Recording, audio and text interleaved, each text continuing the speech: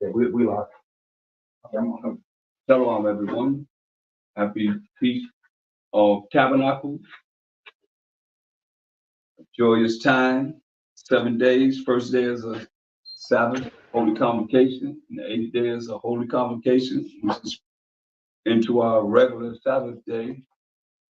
So we're going to honor the Most High, give all praise and glory to the Most High power of Abraham, Isaac, Jacob. Jacob being the forefather of the 12 tribes of Israel, Judah, Benjamin, Levi, Simeon, Zebulun, Ephraim, Manasseh, Gad, Reuben, Naphtali, Asher, and Issachar. I suggest everyone that's an Israelite should learn the 12 tribes' names, point blank. Because the Most High is the power of Abraham, Isaac, and Jacob. Jacob's name was changed to Israel, and he became the forefather of the 12 tribes of Israel. The Most High made his covenant with who? Abraham, Isaac, Jacob, to the 12 tribes of Israel to this day.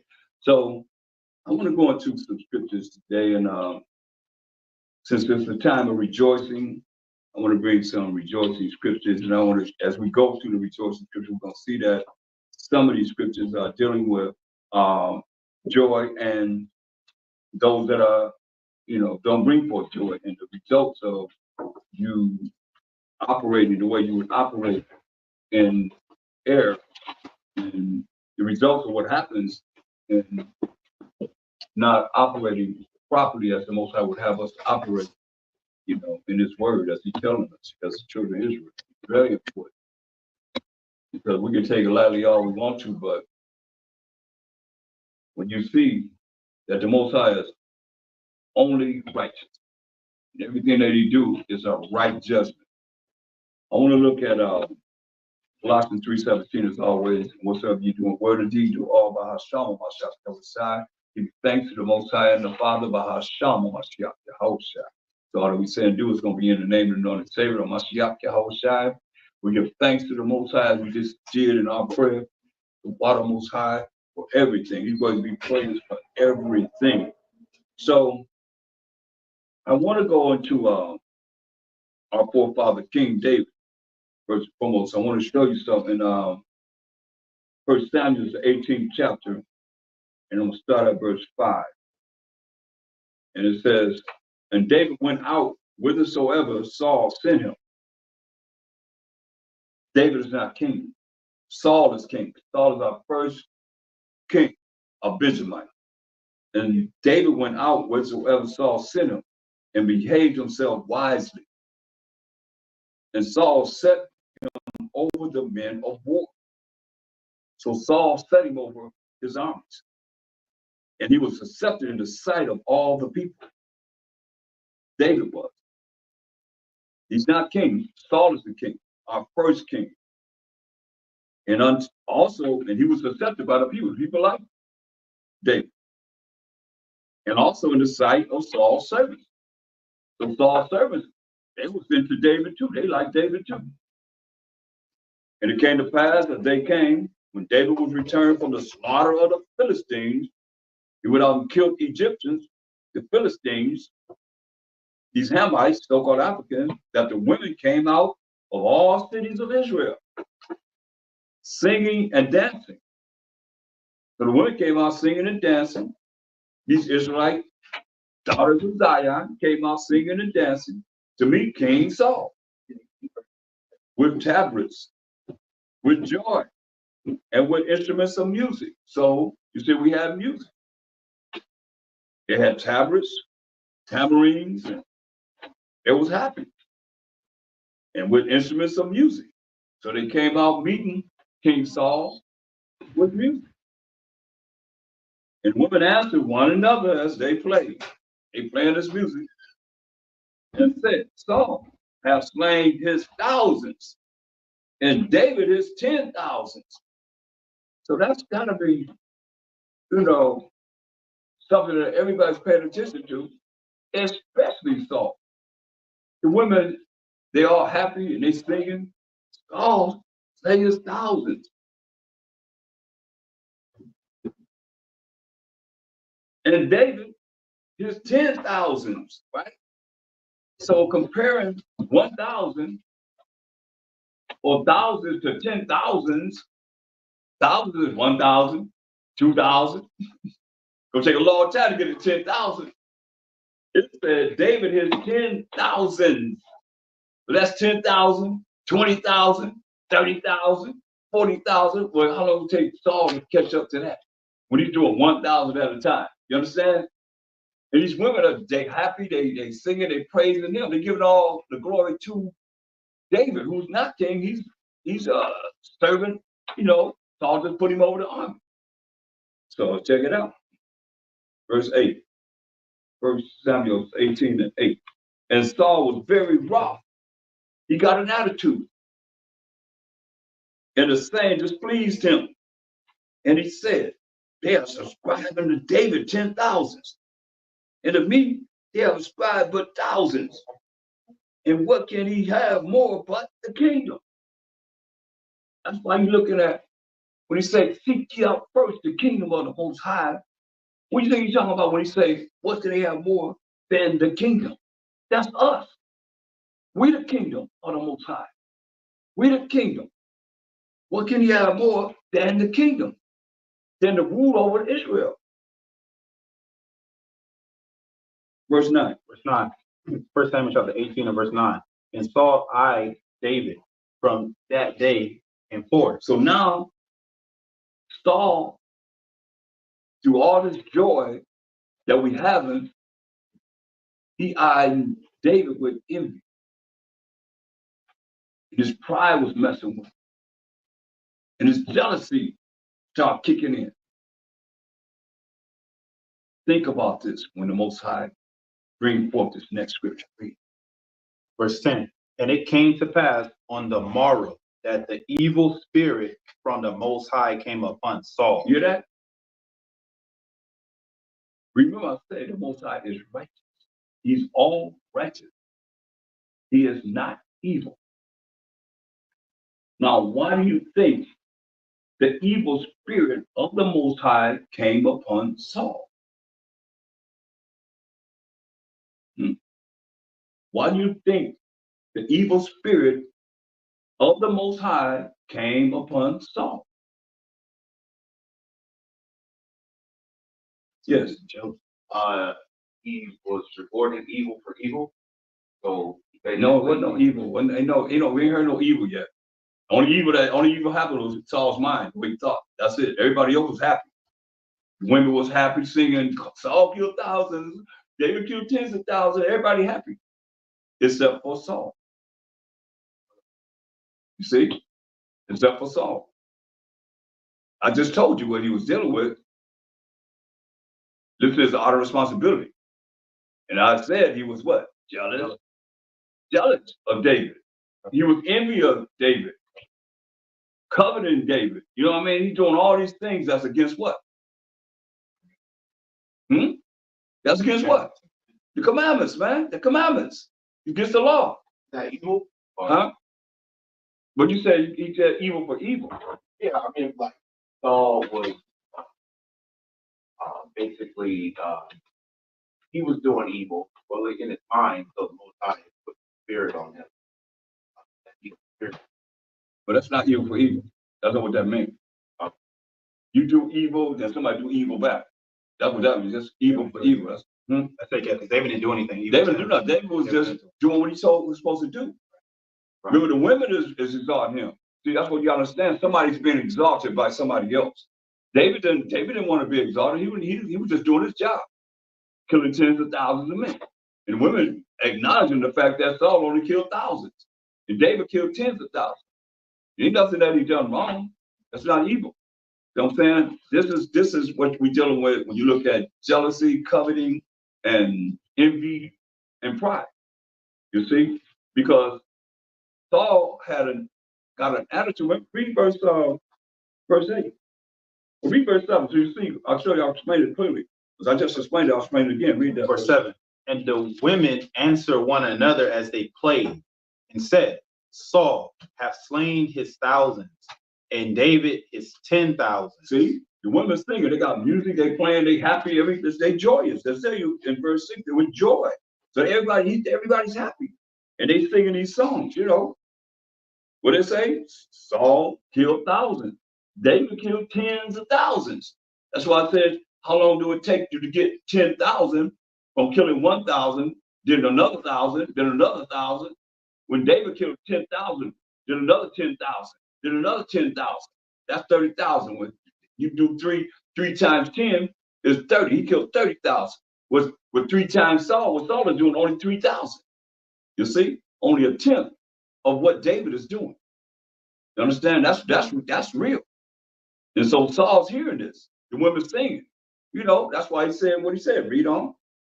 And verse 8, and Saul was very wroth. He got attitude. He got angry. Read. And the saying displeased him. The saying displeased him. Hear that? He got an attitude. What's saying? The women singing. Saul killed thousands. David killed tens of thousands. Go ahead. And he said, they have ascribed unto David 10,000s, and to me they have ascribed but thousands. See that? He's acknowledging what they're singing. He's mad. He got attitude. Read. And what can he have more but the kingdom? See, what can he have more but the kingdom?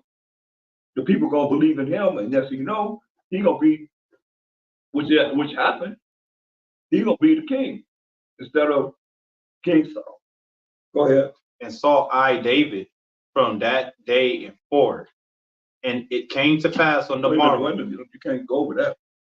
See, Saul eyed David from that day forth. He started hating David. He started hating on David from that day forth. That's an evil eye. Evil eye, yeah. Against him. Go ahead. And it came to pass on the morrow that the evil spirit from the Most High came upon Saul. See, the evil spirit, that's what I said, the evil spirit from the Most High, like you can't exclude the Most High. That's why you got to know the Most High.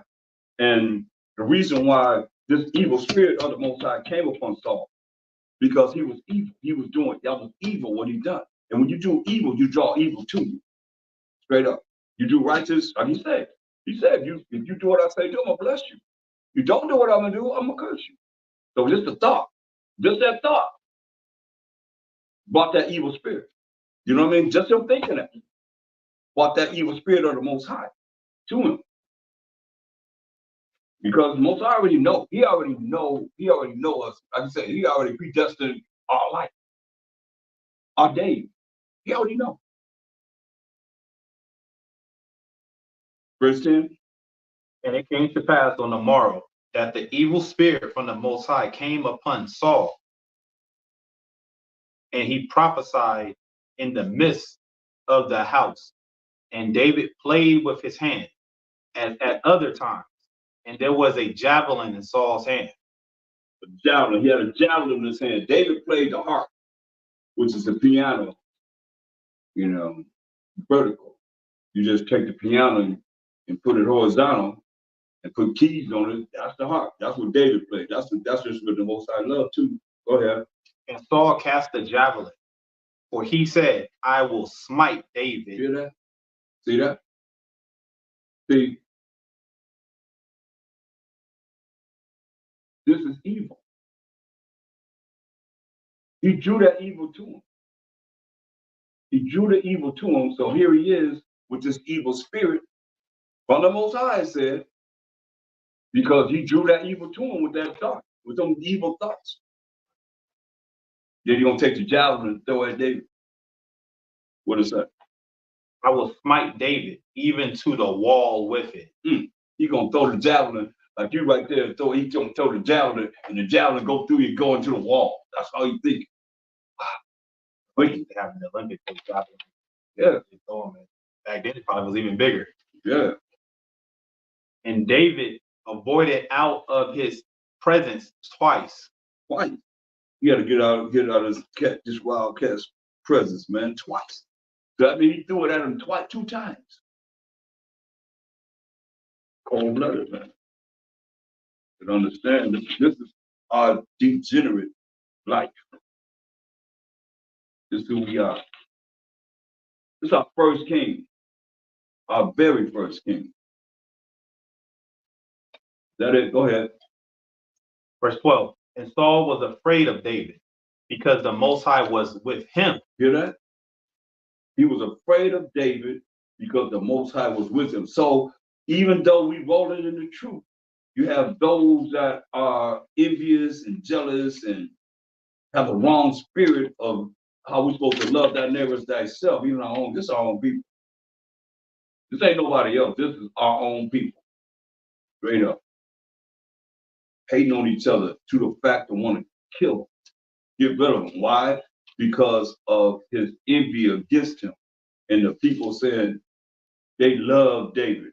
And they just saying the truth. They just telling the truth. And he hating on them. I hate this guy. I'm gonna kill him. They say, I'm gonna kill thousands. And he killed tens of thousands. I'm gonna kill this guy. I hate him. You can't get no love out of this. And this is the point of the matter of how we can be against each other.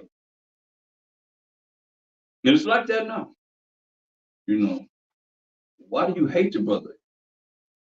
And you start asking questions, say, brothers don't even know each other, hating on each other. You know, man, really seriously, they ain't never sat down and broke bread. And, you know anything about his life, and he don't know nothing except for what somebody said. And just show you how we can be, man, in hating each other, man. And that's, you're not going to the kingdom, man. We were just reading about that hurricane tore this dude's house up. He on top of the roof. Had to rescue him from the top of the roof. Everything in his house destroyed. And the Bible opened up on a pole. I mean, through that water, how the Bible is, how you can read that Bible? You know what I mean? Through the hurricane. I mean, the water done wiped out. Like right here, all this is gone. Yeah, it was hard. I mean, that water was high. They was throwing stuff out the top of the rooms of his house. He on the top of the roof of his house, and the Bible open. And you still read it. In Revelation 14. No, the time, there's time, put in those thick of the time to read is now. Go forth and bring it forth. But understand, man, it's that time, man. Most High ain't playing. People can play around. They won't get First Kings, the first chapter. You mean finish the verse? Yeah, go ahead, finish that up. Yeah. Because the Most High was with him and was departed from Saul. See, Most High was with King David, and he departed from Saul. You see? That's why I feel great about our people coming up. Don't feel bad. That's like, man, that's like our people, how much that cost? How you get that? What you did?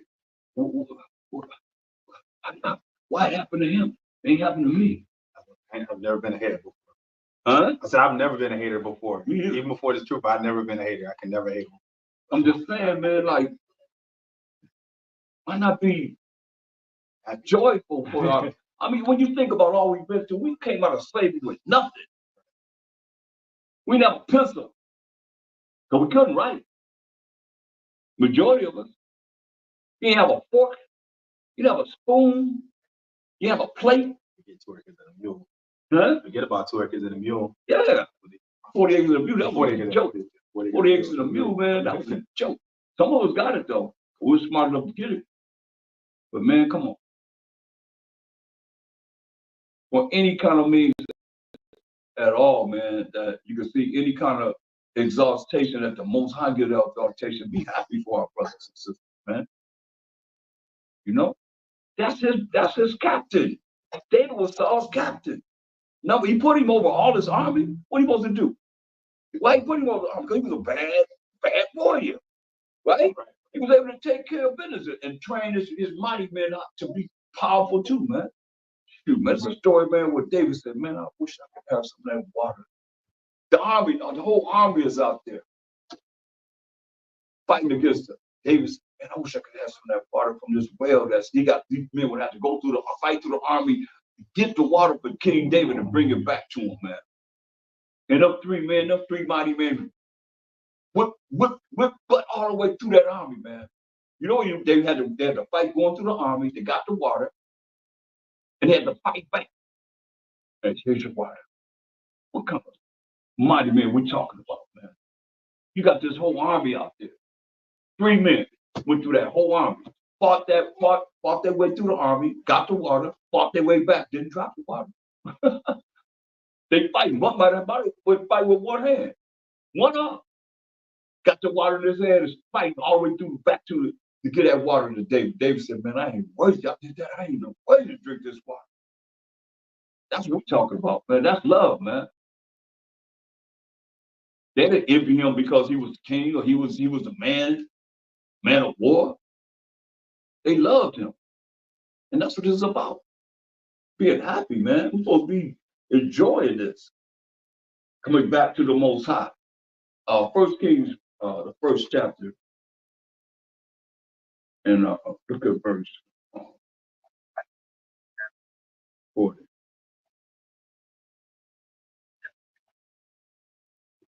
Would you mute your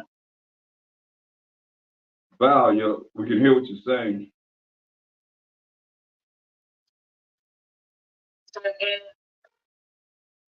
You're not muted. Okay, go ahead.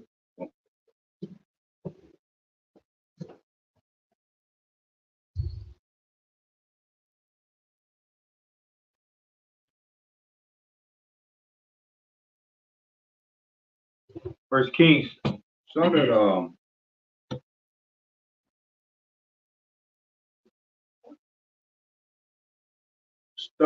verse 37. I don't want to. All right, read 37. First Kings chapter 1 and verse 37. And the Most High have been, as the Most High has been with my power, the king, even so be he with Solomon, and make his throne greater than the throne of my power, King David. He said, hey, as the Most High have been with King, he said, hey, even so be with Solomon, King Solomon. He said, make his throne greater than the throne of his power, King David, man. That was King Solomon's father, King David. Read. So Zadok the priest and Nathan the prophet and Benaniah, the son of Jehoiada, and the Cherethites and the Pelethites went down and caused Solomon to ride upon the King David's mule and brought him to Gihon. And Zadok the priest took an horn of oil out of the tabernacle and anointed Solomon. And they blew the trumpet, and all the people said, Most High, save King Solomon. Right, and they blew the trumpet, the anointing Solomon.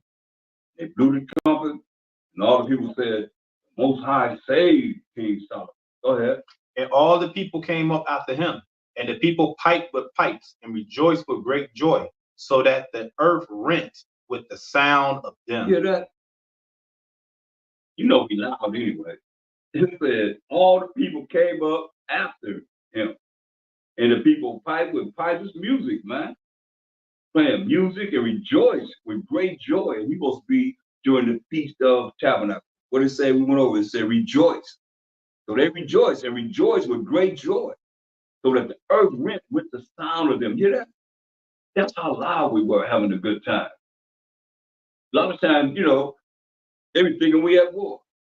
And we just having a good time, a good party. You know what I mean? It ain't dull and all not energetic. Man, we having a good time rejoicing. Go ahead. And Adonijah and all the guests that were with him heard it as they had made an end of eating. And when Joab heard the sound of the trumpet, he said, wherefore is this noise of the city being in an uproar? He said, why is this noise, Joab?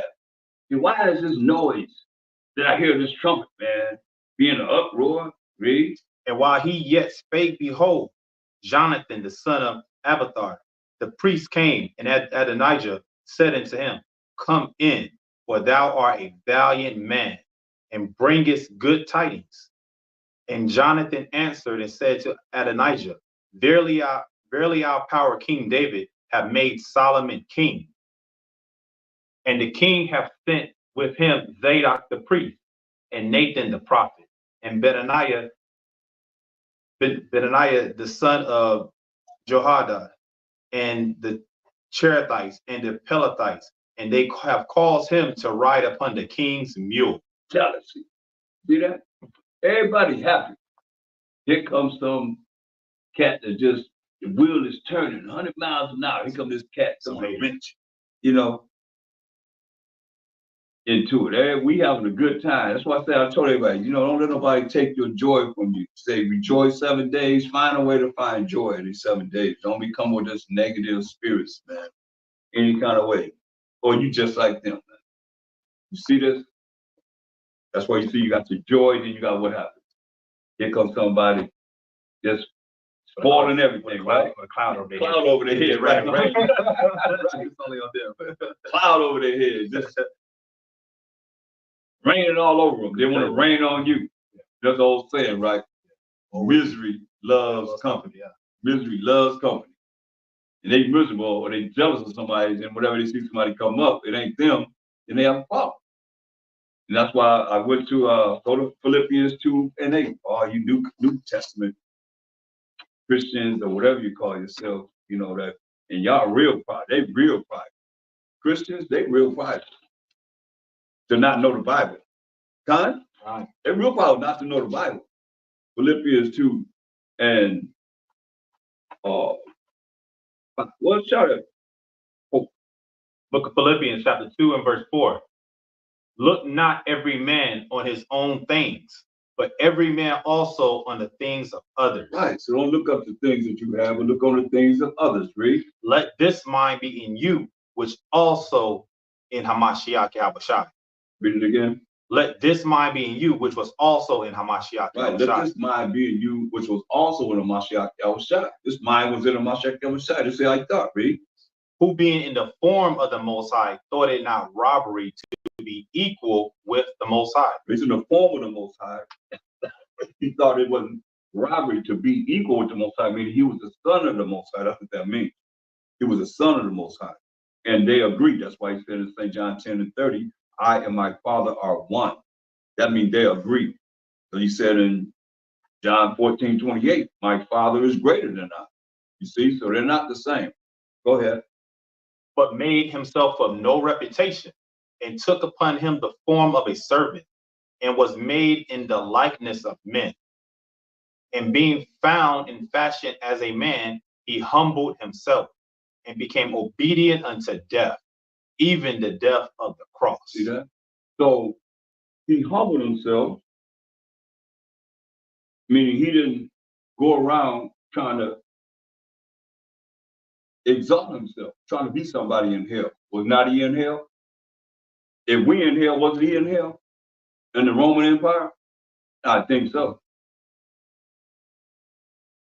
He said, the children of Israel suffered violence, and the violent take it by force, which they did in 70 AD. We fell by the violence. So let this mind be in you. That I said, I was in a Mashiach Yahushua. First Chronicles 12. A little bit of our story, how we were. Okay, it's not, you know, and it's at the same time, you know, it's very beautiful that you see we having a good time and here comes somebody spoiling it. First Chronicles 12.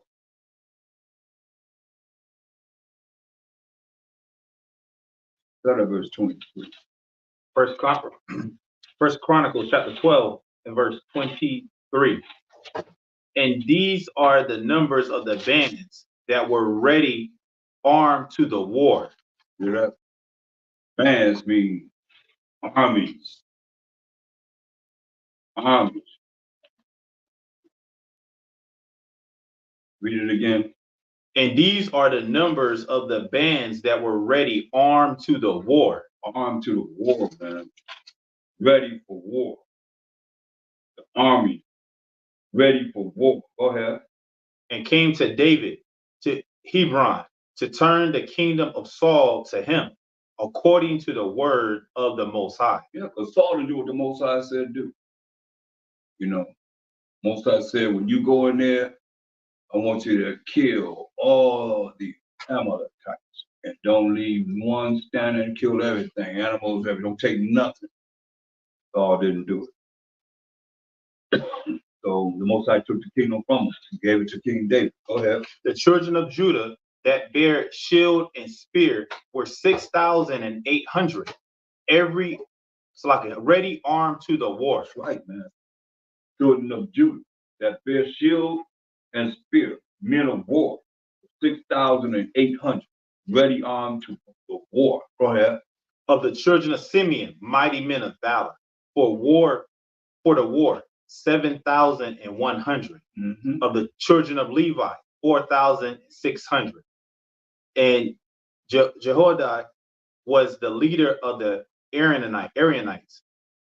And with him were 3,700. Yeah, of the Levites. Go ahead. That's why I said it's very important to know these 12 tribes, man. Because here they are right here. Read. And Zadok, a young man, mighty of valor. Men of war. Go ahead. And of his father's house, 22 captains. And the children of Benjamin, the kindred of Saul, 3,000, and for hitherto the greatest part of them had kept the ward of the house of Saul. And the children of Ephraim, 20,800, mighty men of valor, famous throughout the house of their fathers.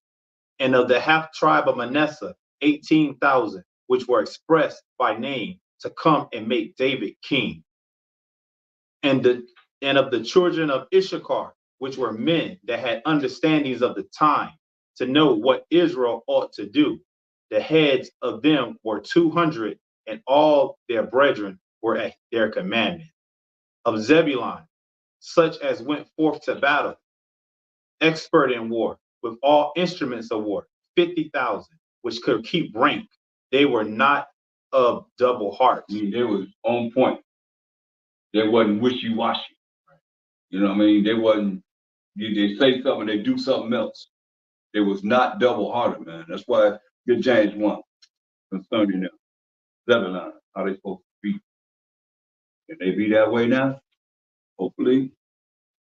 That's why I said we gotta look back and see, just like Issachar said, they could tell the times. Issachar would tell you when to plant crops, tell you everything that need to be dealt with. When to have a baby, when you get pregnant, everything. You name it, they were the men of the times, man.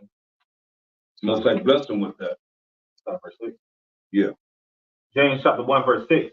But let him ask in faith, nothing. No, you gotta read 5. Okay. James chapter 1 and verse 5. If any of you lack wisdom, let him ask of the Most High, that giveth to all men liberally and upbraideth not, and it shall be given him. Right. So this wisdom is the proper application of knowledge, how you apply this knowledge in your life. That's wisdom, man. You learn it, you live it, and you apply it in your life.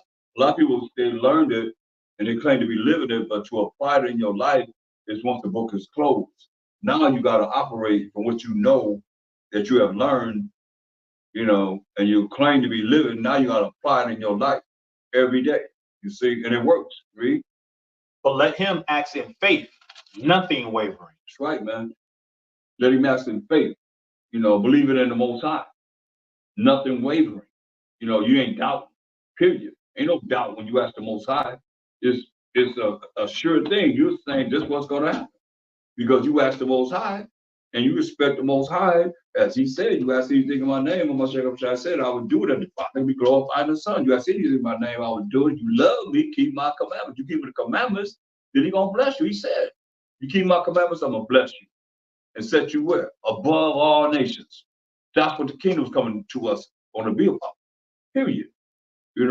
Anybody don't like it, they got to take it over to Most High because He's the one who said that. He's the one that's operating to the point where it's going to happen, whether we like it or anybody else don't like it. It don't matter. You got to take it over to Most High. And when you take it over Him, remember the last hurricanes He just brought on this earth. When you take it over Him, remember the hurricanes that had tornadoes in them. That's Him. Just remember that. He said, you're going to be visited of the Most High. It's a fearful thing to fall in the hands of living power. That's why I put it in His hands. Everything. As you say, hey, He put an evil spirit on King Saul once he started thinking evil against David. Most High know who's coming next. You say He don't know? Think the Most High don't know what's happening tomorrow? Does He know what's happening next month? Does He know what's happening this year, years to come? He already know. They already know what's happening. Read. For he that wavereth is like a wave of the sea, driven with the wind and tossed. Like a wave in the sea, man. You go this way, that way. You're not sure, man. You know, like you're not a man of your word. You don't know whether or not you say something, they're gonna do it or they're not gonna do it. You know what I mean? And that's you only have your word. You like a wave in the sea, tossed this way, tossed that way. Somebody you hear somebody say. That's why a lot of people to the truth right now. You look over here, you look over there, you're looking over here, you say, oh no, I don't believe that. I believe what they say. Okay, now you the right to hold that down. Then they say something, you don't like what they say, now you over here looking at somebody else. You right to what they say down. But they don't believe the same way as the last person people you was with, or they don't believe the same people that you're looking at around on YouTube. You got a means to be able to code a whole nother doctrine, whole nother belief that this Bible is not talking about, period. And some doing it just to satisfy the people. And I say that for real. Because you can't be no spiritual Israelite. Show me that. You could be a spiritual Israelite. I did that lesson on, can I be a spiritual Chinese, a spiritual Japanese? I did a lesson on that. You could be a spiritual Chinese. Huh? When you fill out your application, they say, what's your race? I just put out what it said, white, Hispanic, then we came third. We used to be second or first. Now we came third. And then it said other. Then it say you don't want to mention it, something of that nature. You know what I mean? Like other is what? You know what I mean? Like you don't really know. That's the world we in now, man. Go ahead. Verse 7, for let not that man think that he shall receive anything of the Most High. You wavering? And people praying all the time. I prayed, but they wavering. How you gonna pray and doubt? Explain that to me. I don't understand that. I never understood that. And after you prayed on it, you prayed on it now. After you pray, you doubting the Most High. I don't know. I don't know, yo. I don't know. You prayed on it, but then still here you are negative about what you prayed about. Make that make sense, yo. That's wavering. That's why I said what? Read that, verse 7. For let not that man think that he shall receive anything of the Most High. I mean, that's clear. Do that need to be broken down? You wavering? That's doubt. You can't doubt. You got to get that out of your vocabulary, out of your spirit. Doubt. You got to believe in the Most High. That's why much I said in Mark 11:22, I go there all the time, y'all. Anybody coming in, I'll show them Mark 11:22 to 26, man. You can't have no doubt. How you believe in the Most High, then you doubt about what you done asked him? Don't ask him. Leave him alone. How do you think that makes him feel? Here you come to him, he's planning to think about this. I'm just giving a scenario. You done came to him and you asked him for something, and he's working it out. He's laboring. Get 2 Ezra 9:22. He's laboring. He's working everything out for you. And you know you got the Spirit's always in his ear. You hear what they said? You hear what they said? You ain't said nothing but your thoughts. You hear what he said? You hear what he thought? You saying that because they hear your thoughts. The Spirit's in your thoughts. You hear what they said? You hear what he said? They doubting you. Always, you got the Spirit's always in his ear telling them something negative about whatever we're dealing with that's negative. Understand? That's how you think you know. He got his eyes 10,000 times brighter than the sun. You got all these angels that's right here in this room or wherever you're at listening, right around you. Straight up. They everywhere. On this earth, man. And they looking for something. You got your own personal angel. Y'all know that? You got our own personal angels, man, that go to the Most High on our behalf. Straight up. That's why I say don't mess with them little ones. Straight up. If you spiritually understand this, because he said angels always appear before the Most High on their behalf. Understand this. You got those that's always looking for something negative. They're a little negative. That's why, how you think the Most High put that evil spirit on Saul? Because them negative angels say, you hear what he said? You hear what he thought? You heard what he thought. Remember this, did he say it? Did Saul say anything? Did Saul say anything? Huh? What did he do? He thought it, right? And them angels, like they go into you and they be in people and they make them do whatever they want them to do. And they can also take whatever's inside you out and report it to the Most High, man. Straight up. Double-minded man is unstable in all his ways, man. For let not that man think that he shall receive anything of the Most High. That's serious right there. That's a cold-blooded statement. You hear that? If you wavering, you weren't sure about who you're supposed to believe in, he said, don't you think that you won't get anything from the Most High? So that means your prayer is what? Huh? That's not gonna be heard. Not gonna be heard, man. Your prayer is not gonna be heard. And somebody that's always double-minded, they always go to that wicked relative or that wicked friend that's gonna make them doubt even more. Or they always looking for somebody to be on their side. Right. They always looking, they negative, they always looking for somebody to be on their side. You with me? Yeah, right. You hear what I'm saying? Right. You understand me? Hey, brothers, let me try to find somebody to go with them. And when you go against them, keep it real, then now you hate them. Yeah. Or they don't want to deal with you no more. Yeah. You know? But I say that, yeah, you said it. Oh man, I thought you was my boy. I thought you was gonna lie for me. No. Why? Because Revelation 22:15. Come on. Come on, man. I thought we was my boy. You supposed to go down together, man. We all together. We are together. Now you can go to hell any way you want to. Don't try to take me with you. What is that? Revelation chapter 22 and verse 15. Because you'll get used to doing that. You get a reputation like that, you believe those spirits will come back at you again. Yes. Yes, man. Yeah. Will come right back at you again. Read that. For without are dogs and sorcerers and whoremongers and murderers and idolaters and whosoever loveth and maketh a lie. There it is, man.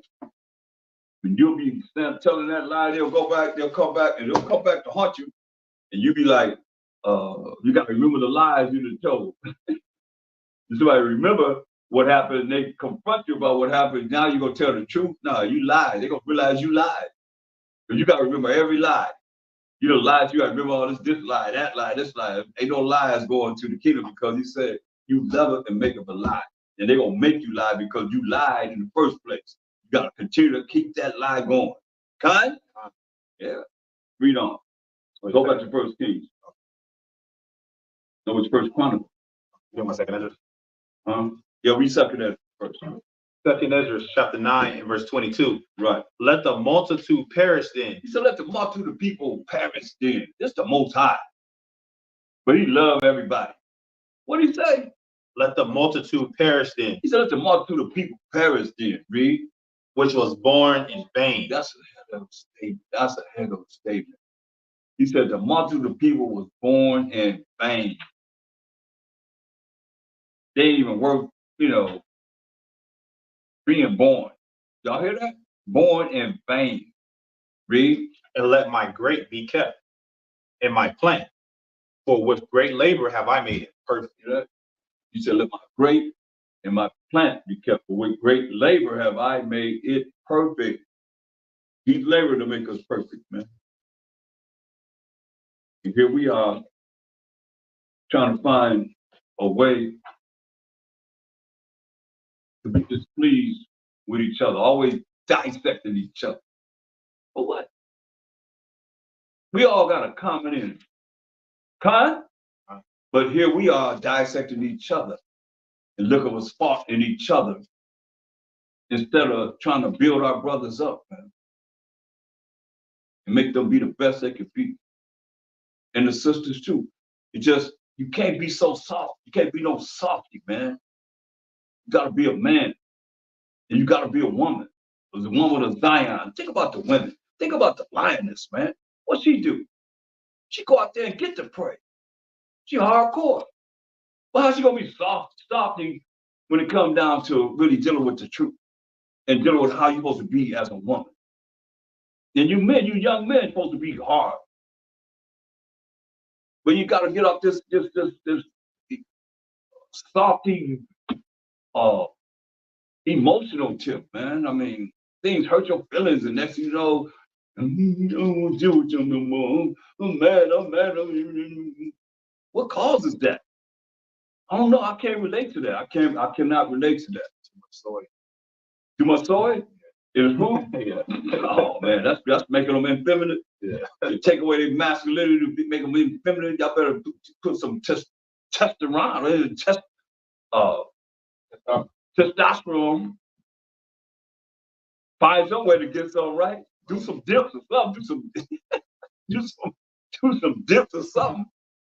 Find some way, man, to be manly, man.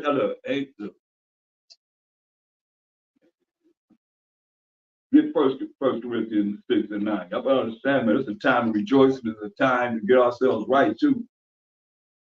Man, y'all tripping, man.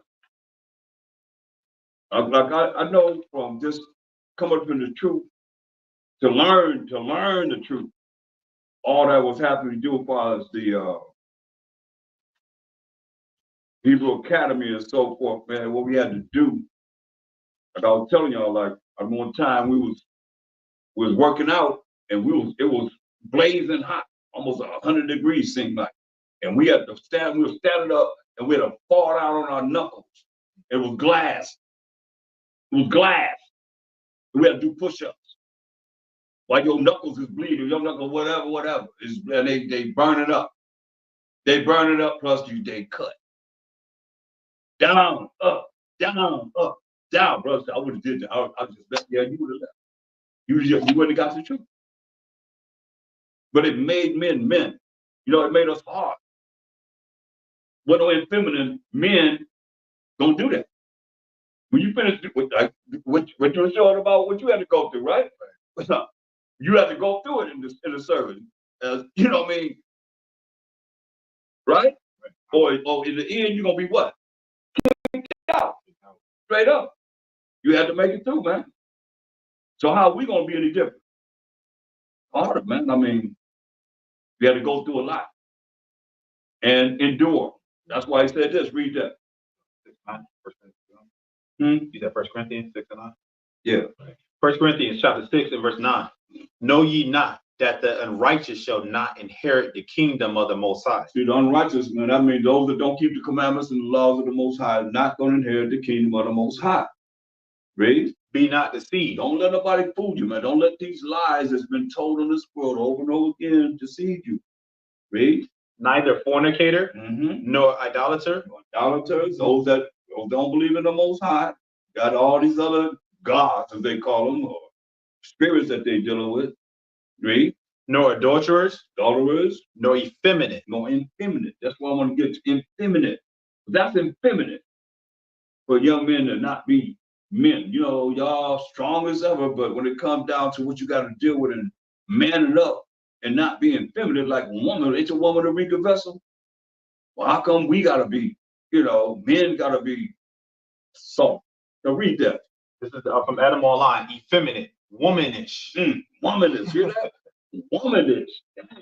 Is it because of women? Most of the women don't have a husband, so they raising these boys to be, a boy looking at her like, what do we know? What do we know? Okay, you got to give them to the uncle, this, that, and that. That's now and then. But man, most of the time in their life, they were around that woman. Man. They used to say mannish, and they say womanish. What they say in feminist? Womanish. Womanish. That used to call women that. They call girls that. They say your boy is mannish and a little girl is womanish. But these are men that is talking about effeminate. What it say? Womanish. Tender. Tender. See? Tender, man. Come on. Well, didn't we used to be tender and delicate? Nah, ain't that type of tender. We're all tender, huh? Yeah. Of course, man. That's why we cared about each other. Right. We loved each other, like man. You touch somebody like that tender. Tender. I mean, it's like you got to look at how women, they're real sensitive. They could be real sensitive and touchy, about the littlest thing, right? But men are like that. Next thing you know, they ready to kill the brother. You know what I mean? A lot of them. That's why you look at the wars that we have against each other, man. What is it about? You did this, okay, I'm gonna get you. Straight up. They emotional. That's emotions that make you do that. You know, you can't suck it up. You can't be a man to suck it up and work this out. Or you talking to your brother and here it is, you're gonna put it on all social media of your hate. Come on, man. Isn't that Willie Lynch? Isn't that religious instruction to the Negroes, United States of America? Isn't that Stockholm Syndrome? We hating on each other? For what? You can pick up a call. If any of you seeing my video right now, wherever you seeing us doing what we dealing with, you mean to tell me you can't comment in this video and say, I want to talk to you? Hmm? You know what I mean? Like any video, you seen it on social media, and if you got that much of a problem with me, I'm not hard to find, right? I'm not hard to find, or anybody else that's in this truth. For that matter, especially if you see a video, you just get in touch with them and do what the law says, man. Do what we're told to do. You know, instead of blasting on each other, man. They sit back laughing at us, man. And we the light of the world. At any time, we the light of the world. I don't care if they do it or not. They still got power in this word, man, with the Most High, man. Called to be able to do what we do. We make mistakes, yeah. We all make mistakes. That's something that we don't need to be putting out there. I don't think so. Unless somebody can prove me wrong. You know, Master always tried to make himself a reputation. He cared nothing about this world. Man, he said, this a wicked, evil world. So why I gotta be going off in front of everybody and showing ourselves, like they say, throwing your dirty laundry out there, man. I'm sensitive. Just that and the third. Come on, man. We can't be like that. Man up. How you gonna be like women? That's what it say. Woman. That person say what? Read that. What's the first thing in feminine says what? Womanish. Womanish. But you're a man. But you gonna be womanish. And then women want you to be womanish. These women now, they want you to be womanish. Be like us. Be like me. How the hell you gonna be a man and you gonna be like a woman? A woman gotta think about how it is that a man's supposed to be and not think how a man's supposed to be the way they think he's supposed to be because they're a woman. That's some crazy thinking. I love this one right here. Go ahead. Make a woman of. What? Make a woman of. I don't know that.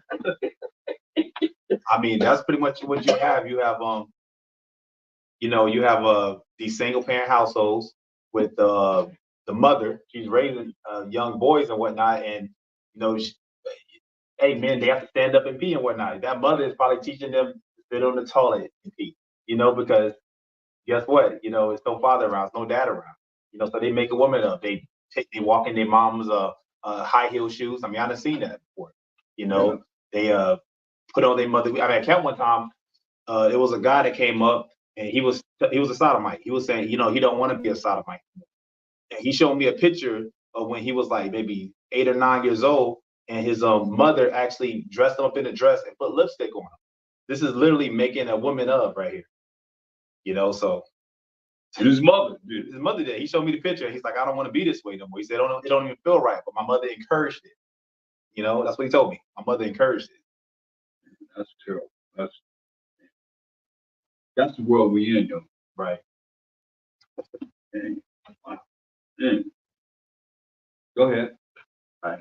1 Corinthians 6 and verse 9.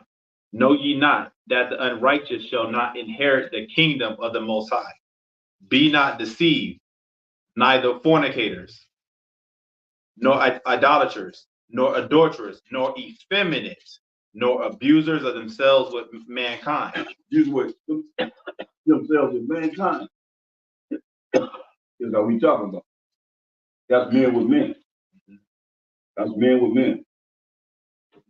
Nor thieves, nor covetous. That's what we're talking about with Saul. Right. Covetous, nor drunkards, nor revilers, nor extortioners shall inherit the kingdom of the Most High. You're not going to inherit the kingdom of the Most High. Don't make it. Not going to make it. That's why we have to look at this Bible, man, and look at the examples that we have so that we can either do it, it says, or someone did of our ancestors, or we can not do what our ancestors did. It's right here. Well, you had in First Chronicles, right? Well,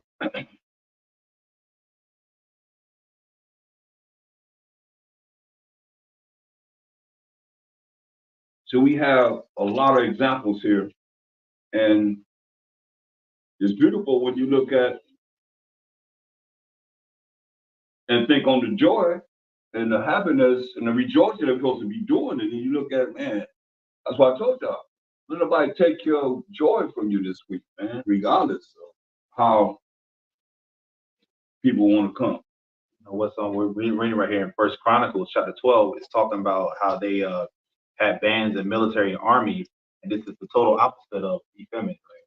That's right. We're reading about men in war. That's right.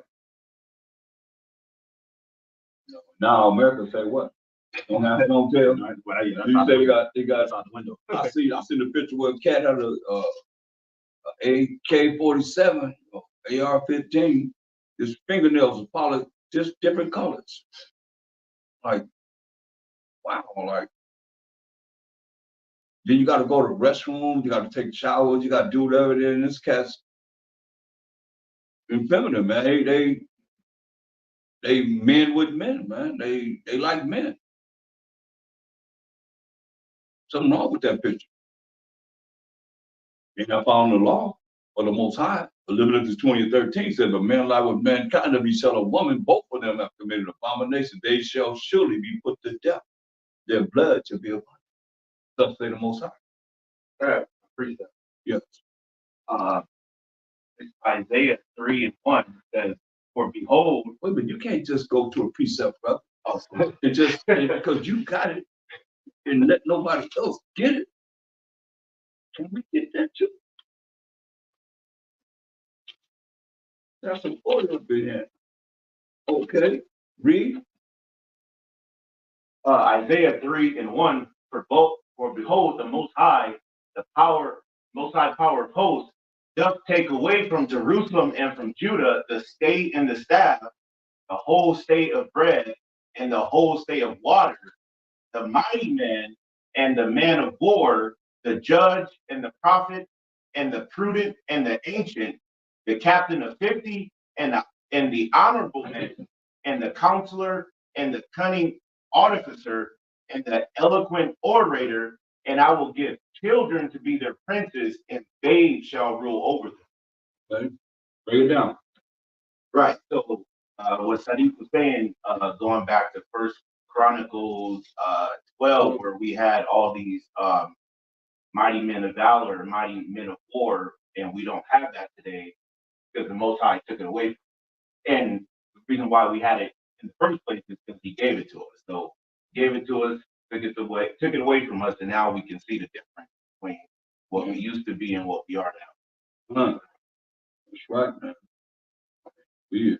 This bunch of mess. Yeah, we see two men with beards, holding hands, eating ice creams together, and doing all types of madness. That's not crazy. Yeah. It's madness, right? Madness, man.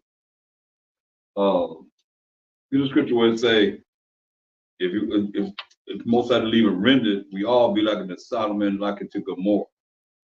That's for right now. Think of this stuff.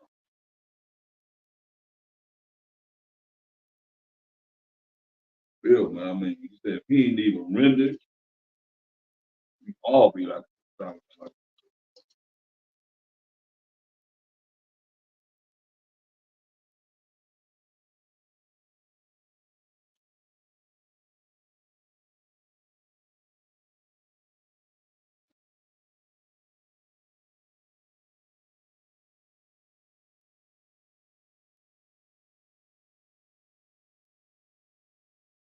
Isaiah 1:9.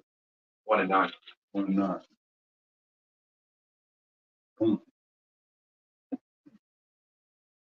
Book of Isaiah, chapter 1 and verse 9. Except the Most High of hosts had left unto us a very small remnant, we should have been at Sodom, and we should have been like unto Gomorrah. You know? He said if the Most High didn't leave a very small remnant, we should have been at Sodom, and we should have been like Gomorrah, man. That's cold, man. We done small remnant. Yeah. So far, if you endure to the end, Just because you're here now don't mean nothing. Don't mean nothing because we here now. Are we going to endure until the end, man? That's what's important. Because many men have known the scriptures backwards and forwards and sideways and up and down and in and out, whatever you want to look at it. This Bible. And they're not here now. I got to preach up to that. Pause right now. Go ahead. The book of Romans, chapter 9, verse 27. Isaiah also crieth concerning Israel, though the number of the children of Israel be as the sand of the sea, a remnant shall be saved. For he will finish the work and cut it short in righteousness, because a short work will the Most High make upon the earth. And as Isaiah said before, except the Most High Sabbath had left us a seed, we had been as Sodom and been made like unto Gomorrah. That's why I tell y'all, when you read the New Testament, it quotes from what? The Old Testament. The Old Testament. We just read it. And he's telling you who said it. And we know who said it because we just read it in Isaiah 1 and 9. Right? Right. And we can go through all these different things. Masha used Isaiah a lot. You see, they use Isaiah a lot, the book of Isaiah a lot.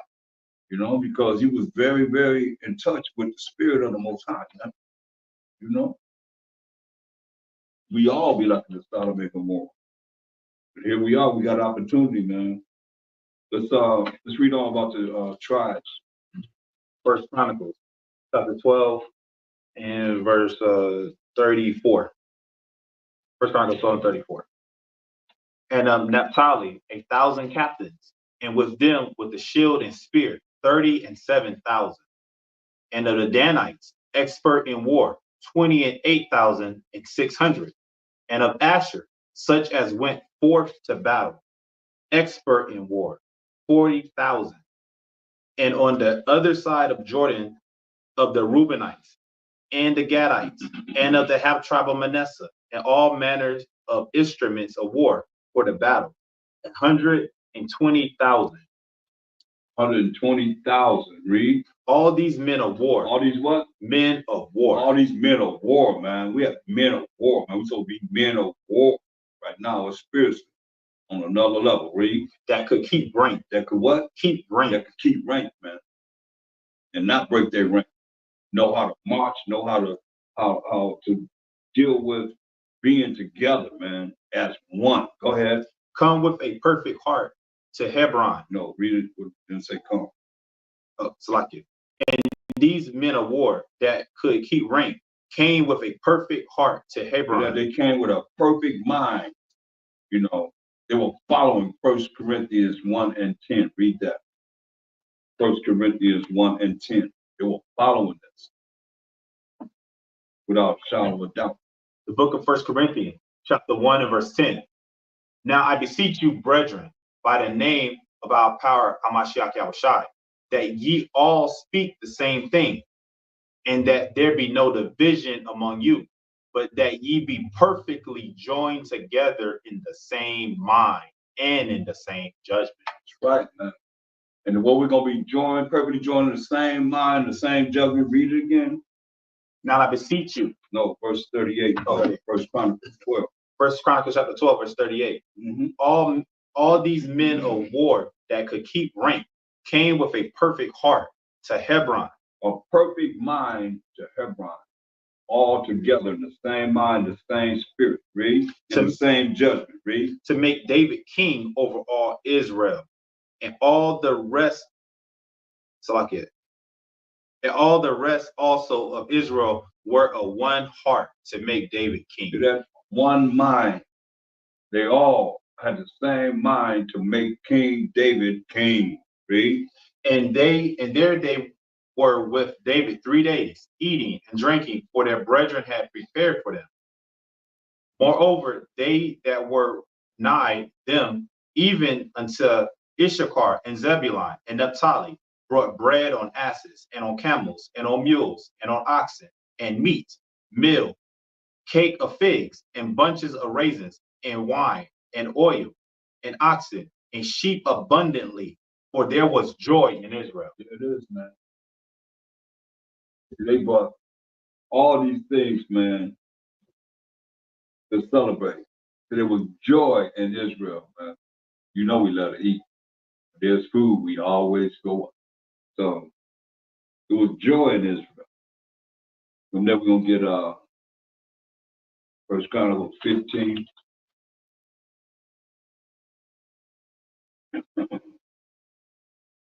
And 16.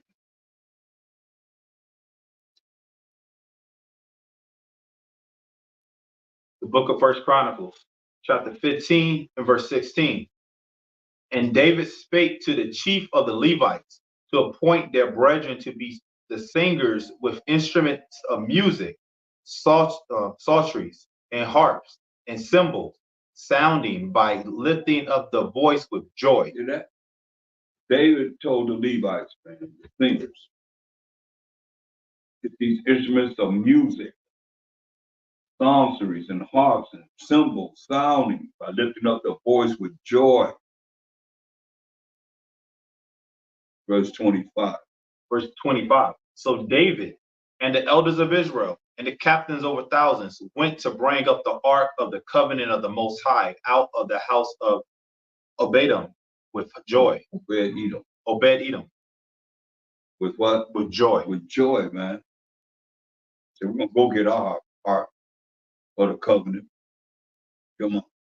And we got, go ahead. And it came to pass when the Most High helped the Levites that bear the ark of the covenant of the Most High, that they offered 7 bullocks and 7 rams. Man,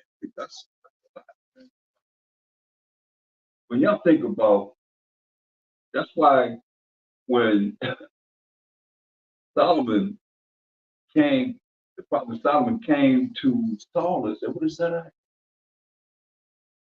And he had saved the king of the Amaleks. He went over there and chopped him up. He chopped him up.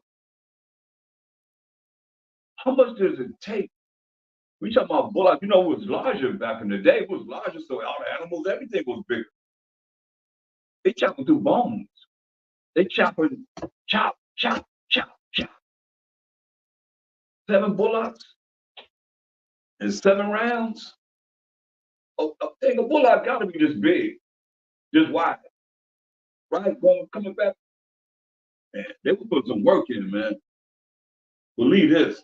That's why when they would come, they say, you come for peace or war. They rolling with the Most High too? Read. Verse 27. Verse 20. Verse 27. Glory and honor are in his presence. 15. First Chronicles 15 and 27. First Chronicles 15 and 27. And David was clothed with a robe of fine linen, and all the Levites that bear the ark, and the singers, and Chaniah, the master of the song with the singers. David also had a ruler, God. And Chaniah, the ruler of the song with the singers. David also had upon him an ephod of linen. See that? Decked out, man. Fine linen, man. And an ephod of linen. Read. Thus all Israel brought up the ark of the covenant of the Most High with shouting, and with sound of the cornets, and with trumpets, and with cymbals, making a noise with psalteries and harps. Think about this. They're going to take what Most High gave us the covenant, and they're going to put it in their idol house. Seems like they were taking it and want to learn what it is that we're dealing with, why the Most High deal with us, right? No, they're going to put it in their idol house and so forth. They got our covenant where the Most High gave us the laws, and they're going to take it and put it in their idol. But that's why I say all the nations gods are high. You see, now they got it. I mean, that's from the Most High. They got it. You think they tried to learn what it is they need to learn from it? Man.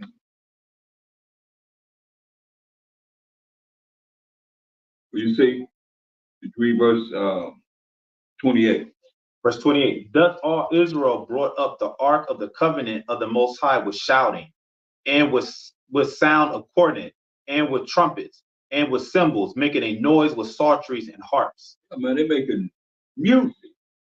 Loud when they saw it, they didn't know what's going on. Joe had to know what's happening, man.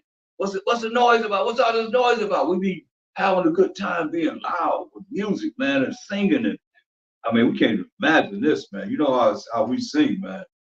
I mean, it was better than what we can hear now in oppression. We're not in oppression under King David. Understand this. He putting all nations under subjection to Israel. So we have, you know what I mean? We're not in captivity. We're not in captivity here. Not when King David ruled. Y'all understand this? This is another world. This ain't like the world. And Solomon had peace for 40 years. King David, he had war for 40 years. But King Solomon had peace for 40 years behind what King David did in subjecting all these nations, beating them down. Beating them down, man. Psalm 83, 89, and 23. Man, they fulfilled all the ways of the Most High. We had a means to be able to, you hear it, we was joyful because we was enjoying ourselves, man, except for these negative people that don't want you to be happy. Because they miserable. They want you to be miserable with them. What's wrong with you? Why you smiling? Why what you happy about? Like right now, you know, surely a wise man, surely oppressor make a wise man mad. So you're gonna stay down and out, down and out. What the Most High say? They want to fast on the Tabernacles. Right. Right. Go ahead. Read it. What the Most High say? Read Psalms it. 89 and 23. Uh-huh. And I will beat down his foes before his face and plague them that hate him. Hear that? Read that again. You know what he said? And I will beat down his foes before his face and plague them that hate him. Right. They're going to beat down your enemy before his face and plague them that hate him. That's beautiful. That's why the Most High said, the Most High said, David was a man after my own heart. I think it's Acts 17, 13.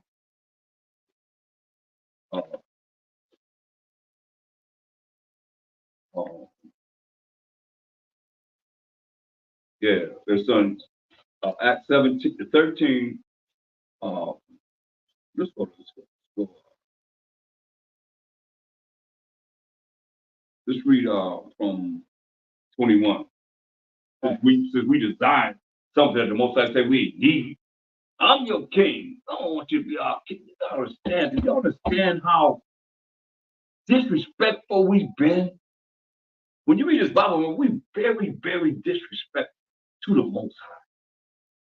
He said, from the garden, he said, what he said? Don't eat of the tree of knowledge of good and evil. Just deal with me and the tree of life, my son. That's all you need is me and my son. And you can live forever and ever and ever. In the beginning, it says everybody obeyed. But then they're going to look at evil. And they ate of the tree of the knowledge of good and evil over the Most High. Then he said, we're looking at everybody else. Like it is now. They're looking at everybody else. We want a king like them. He told us, he laid it out. You don't need a king because this gonna happen, that's gonna happen, this gonna happen. They can take your women, they can take your daughters, they can take your sons, they can do this. You're gonna pay tribute, you're gonna do all this stuff. All you need is me. Read it. Verse 20. Acts 13:21. And afterward they desired a king, and the Most High gave unto them Saul, the son of Cis, a man of the tribe of Benjamin, by the space of 40 years. 40 years, right? 40 years. Make sure he killed him after 40 years, reads. But we done read about Saul, how his mind was. And the Most High sent an evil spirit and took the kingdom from him and gave it to King David, read. And when he had removed him, see, he removed King Saul, read. He raised up unto them David to be their king. Our second king was King David, read. Listen what it says. To whom also he gave testimony and said, I have found David, the son of Jesse, a man after my own heart, which shall fulfill all my will. You're going to fulfill all his will. What's the Most High will? What did he say? Psalm 89:23. Fulfill all my will. He said, what's his will? Psalm chapter 89, verse 23. And I will beat down his foes before his face and plague them that hate him. That's right, man. That's the Most High. That's the Most High. First Chronicles 15 and 25. You read no, I want you to read verse 28, 29. We got to get into it because when you go into this, it's very important. So read that. First Chronicles chapter 15 and verse 28. Thus all Israel brought up the ark of the covenant of the Most High with shouting, and with sound of the cornet, and with trumpets, and with cymbals, making a noise with psalteries and harps. Right, so they're having a good time. We singing, we got music going, you know. We having a good time. Now we having a good time for the Feast of Tabernacles. The thing say rejoice. So they having a good time, man. They done got the Ark of the Covenant back. Come on, you know they're rejoicing. That's a happy time. What? Read on. And it came to pass, as the ark of the covenant of the Most High came to the city of David, that Michal, the daughter of Saul, looking out at a window, saw King David dancing and playing, and she displeased him. And she despised him in her heart. So she looking out a window and seeing King David having a good time, and she despised him in her heart. This is Michal, who? The daughter of who? Saul. Remember the mindset of Saul?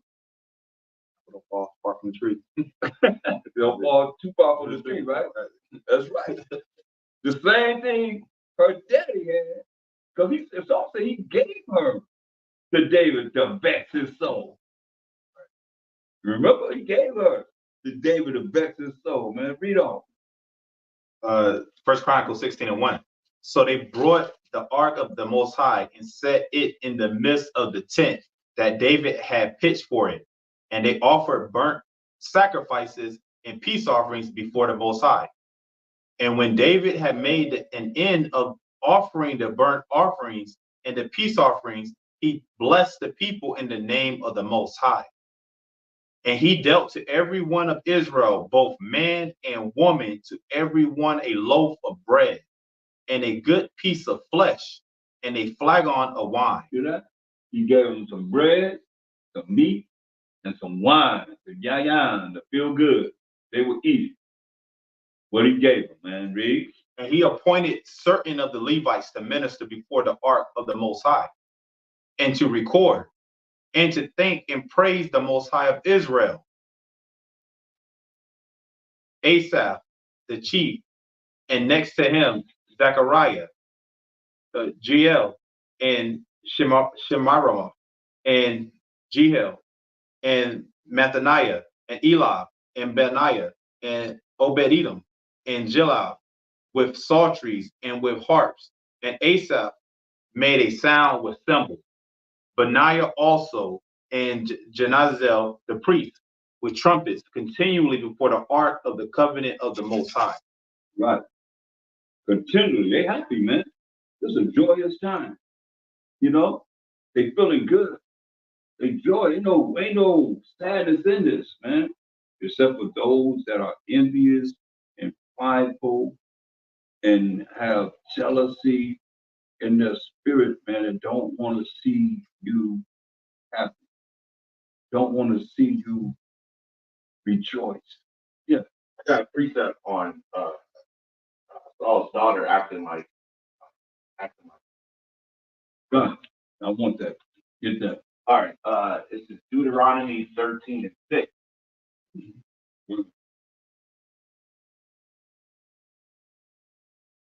Go ahead. Or it says, if thy brother, the son of thy mother, or thy son, or thy daughter, or thy wife of thy bosom, or thy friend, which is as thine own soul, entice thee secretly, saying, let us go and serve other gods, which thou hast not known, thou nor thy father. The part I was focusing on, which says, your daughter is as thine own soul. Mm-hmm. Right.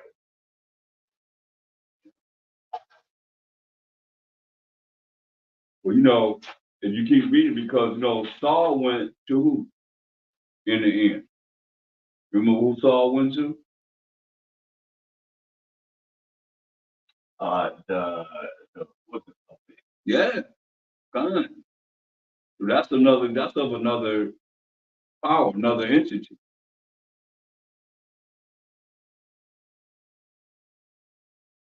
Read verse 7. Verse 7, namely of the gods of the people which are round about you, nigh unto thee, or far off from the one end of the earth, even unto the other end of the earth. Right, man. That's what we're looking at and dealing with what it is that these other nations have, because remember, all the gods of the nations are what? Idols. So they go into dealing with certain, that's why the Most High gave us certain things that these other nations were dealing with, like familiar spirits, demons and idols and so forth on the left-hand side. That's all they have to deal with. They don't have the Most High, the Mashiach to do it, because the Most High said, what? You only have I known of all the families of the earth. In Amos 3 and 2, right? Therefore, I will punish you for all your iniquity, right? So you don't know them. So they can't really, that's what I said about the Ark of the Covenant. They can't take it and just learn it. You know why they can't? And part of Israel can't, because the fact of with Solomon 5 and 7. In the end, when salvation come on the earth, they're going to say what? We reared ourselves in the way of what? Wickedness and destruction. Yeah, we've gone through desert where there ain't no way, but as for the way of the Most High of Mashiach Yahushua, we have not known it. You see? That's in the end of the world that we are now. They're going to say that. So you have those wicked Israelites, and we see like Saul was wicked in the end. You see? Not the beginning, because Most High would have chosen, but he went off. David messed up, but the Most High forgave him. You see? That's why you see the Psalm, he crying all the time, man, to the Most High. He repenting all the time. He had war 40 years. King Solomon, he messed up in his old age. In his old age. Messing with what? These other heathen women. And dealing with their gods. And Most High told us this was going to happen. See, certain things are told to us. That's why we're reading the examples of how not to be, and we're reading the examples of how to be. You see? Because it's right there. Somebody else did the same thing. Somebody else did the same thing. What happened? Most High jacked them, or Most High blessed them. That's the only choice you have. You're going to get blessed, you're going to be cursed. Point blank. That's how the Most High wrote. You righteous, He going to bless you. Deuteronomy 28 and 1 and 2. That's what he said. Don't get no clearer than this. Book of Deuteronomy, chapter 28, verse 1. And it shall come to pass, if thou shalt hearken diligently unto the voice of the Most High thy power, to observe and to do all his commandments which I command thee this day, that the Most High thy power will set thee on high above all nations of the earth. There it is. And that's what the kingdom of heaven is about right now. Us coming back to the Most High, learning about him, doing what we need to do to please him, talk about him, be about him, so he can place us above all nations on earth. This is what's going to happen in the kingdom that Mashiach Shai get ready to come and set up a righteous kingdom. He's going to set Israel above all nations of the earth. While we're working on it right now, in righteousness, though. Verse 15, that's the blessing. You read verse 2. Verse 2.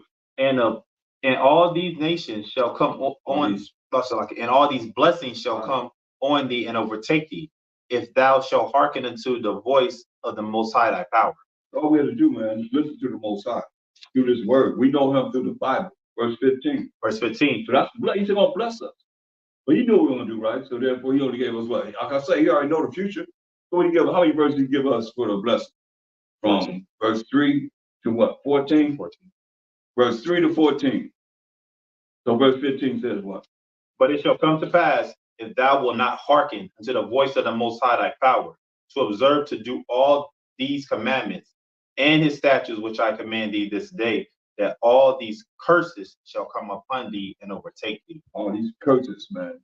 will come upon us and overtake us. Straight up. So when you go down from 16 all the way to 68 are the curses. So if you're gonna bless us, why we don't have more blessings than curses? Yeah, just 9 and 11. Because this is what happened, man. Over and over and over and over again until this day. If we'll get it together, man.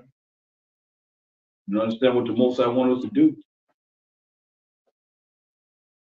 Read that.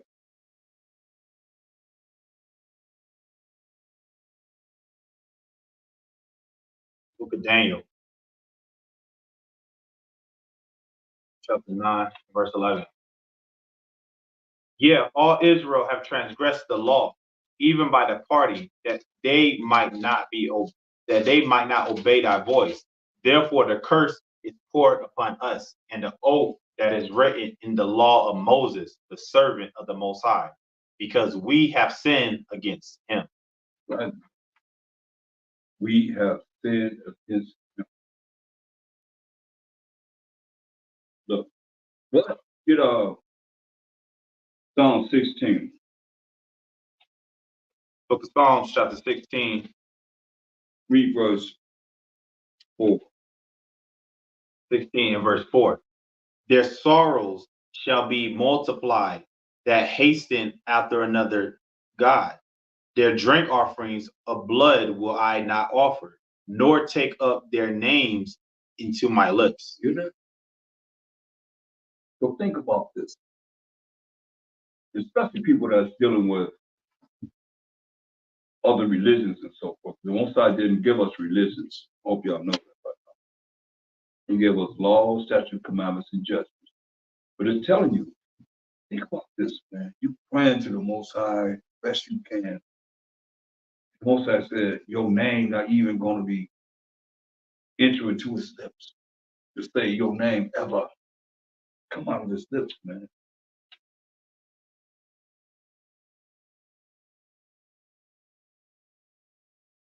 So what do you think you're going to do about you and your desires and your prayers and you praying all this way and you dealing with some other power? What religion is keeping the moral laws, the civil laws, the dietary laws, the ceremonial laws, and teaching of the sacrificial laws, if thou can say. The Most High wrote those laws with his finger. He gave it to us. And anybody can read those laws and change. You believe in the Mashiach, what he said, you gotta be born again. You gotta change. You gotta follow what he say do. Or you dealing with something else. It ain't him, it ain't the Most High. It ain't Mashiach. That's why I say all nations before him are as what? All nations before him are as what? Nothing, right. Nothing. To be like unto less than nothing would be like unto what? Little. Why do you think you say that? But yet still, we gonna follow those that are nothing. And what else? What they nothing? What are they? Yeah. No, we was talking about that. We just talking about coming down the driveway. They what? They're what? What we experienced in the Walmart today, man. Come on. We feel when food. Yeah, come on. No people, and food is nice. Yeah, it is. Straight up. We seen it, didn't we? We experienced that. Straight up. Right? God, I mean, come on, man. You gotta understand, man. Most times be showing up and showing out for like you no doubt about it. Right in our face, right, man. Right in our face. Right in our face, man. Read Psalm 16 and verse 8. The book of Psalms, chapter 16 and verse 8. I have set the Most High always before me, because he is at my right hand.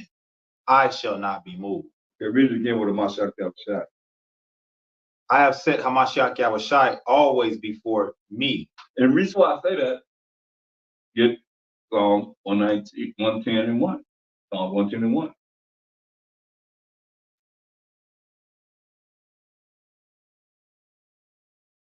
Book of Psalms, chapter 110.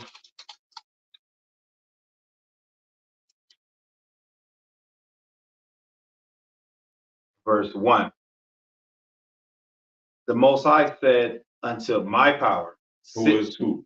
Amashiach Yahushai. Read. Sit thou at my right hand until I make thine enemies thy footstool. Hear that? Read it again, because so people can understand. That's two L-O-R-D. We don't deal with that. That really represents B-A-A-L, with that word itself, where they put it in this Bible. We, thinking that we actually call on the Most High on that title. No, you're not, man. You're not. That's B-A-A-L. Read it again. The Most High said unto my power, sit thou at my right hand until I make thine enemies thy footstool. See? The Most High is right there. First and foremost, the Most High said, David said, King David said, unto my power. Who is the Mashiach Yahushai? 50 on my right hand until I make your enemies your footstool. He said, sit on my right hand until I make your enemies your footstool. And that's what we went over in the previous lesson, how it's not gonna be all in all, man. Mashiach gonna have to, he's gonna give up the kingdom. See, Most High put the kingdom under his footstool. And the Mashiach gonna be subject to the Most High. The Most High gonna be all in all. Point blank. Real. That's what gonna be all in all. The Most High. That's why I go back and read it again. And understand when a Mashiach come, the Most High there too. That's why a lot of times you see in the Bible in the Hebrew it say Allah Hayyam. Understand? So you gotta recognize whether or not, it is the Most High by himself, or it's the Most High, the Mashiach, as the angel of the Most High, the Spirit of the Most High. Y'all, he's in the volume of the book. He's in the Old Testament as the Spirit of the Most High. Why David said, Most High said unto my power, sit thee on my right hand until I make thy enemies thy footstool. Most High sitting on his own right hand, right? But when you understand 1 Corinthians 3:23, when you understand this, and this is nothing new, it's just something that have not been shown to the world. Mystery that's been hidden in the Most High, but it says it's right there. What do you say? 1 Corinthians chapter 3 and verse 23. And ye are Hamashiachims, and Hamashiach is the Most High. See that? We are Mashiachim, meaning we are the anointed. We belong to Mashiach. And Mashiach is the Most High. That's why I say no man come to the Father but by him, right? That's why we ask anything in my name, I would do it that the Father could be glorified in the Son. If you ask anything in my name, I would do it. If you love me, keep my commandments. Do what I say do. I'm sitting on the right hand side of the Most High and trembling before the Most High. Even though I'm his son, all the angels tremble before the Most High. Even devil, everybody tremble before the Most High. Here we are in these mortal bodies thinking that we can just deal with the Most High any way we want to, just do this, Most High. And after we can talk to him, say, so be it. Heard what I said, so be it. What kind of pride is that? You can't say that humbly. Say that humbly for me. Say it humbly for me. You make it a statement. You ain't asking a question. Make it a statement. Say it humbly. You didn't ask the Most High for this, that, and the third, whatever. Then so be it. So be it. So be it. So it can't be a question because it's not a question mark after no AMEN. Or show me that. Is it? There's no question mark after AMEN, so you can't make it sound like a question. It's got to be a statement. There's got to be demand, a command, whatever, however you want to say it, man.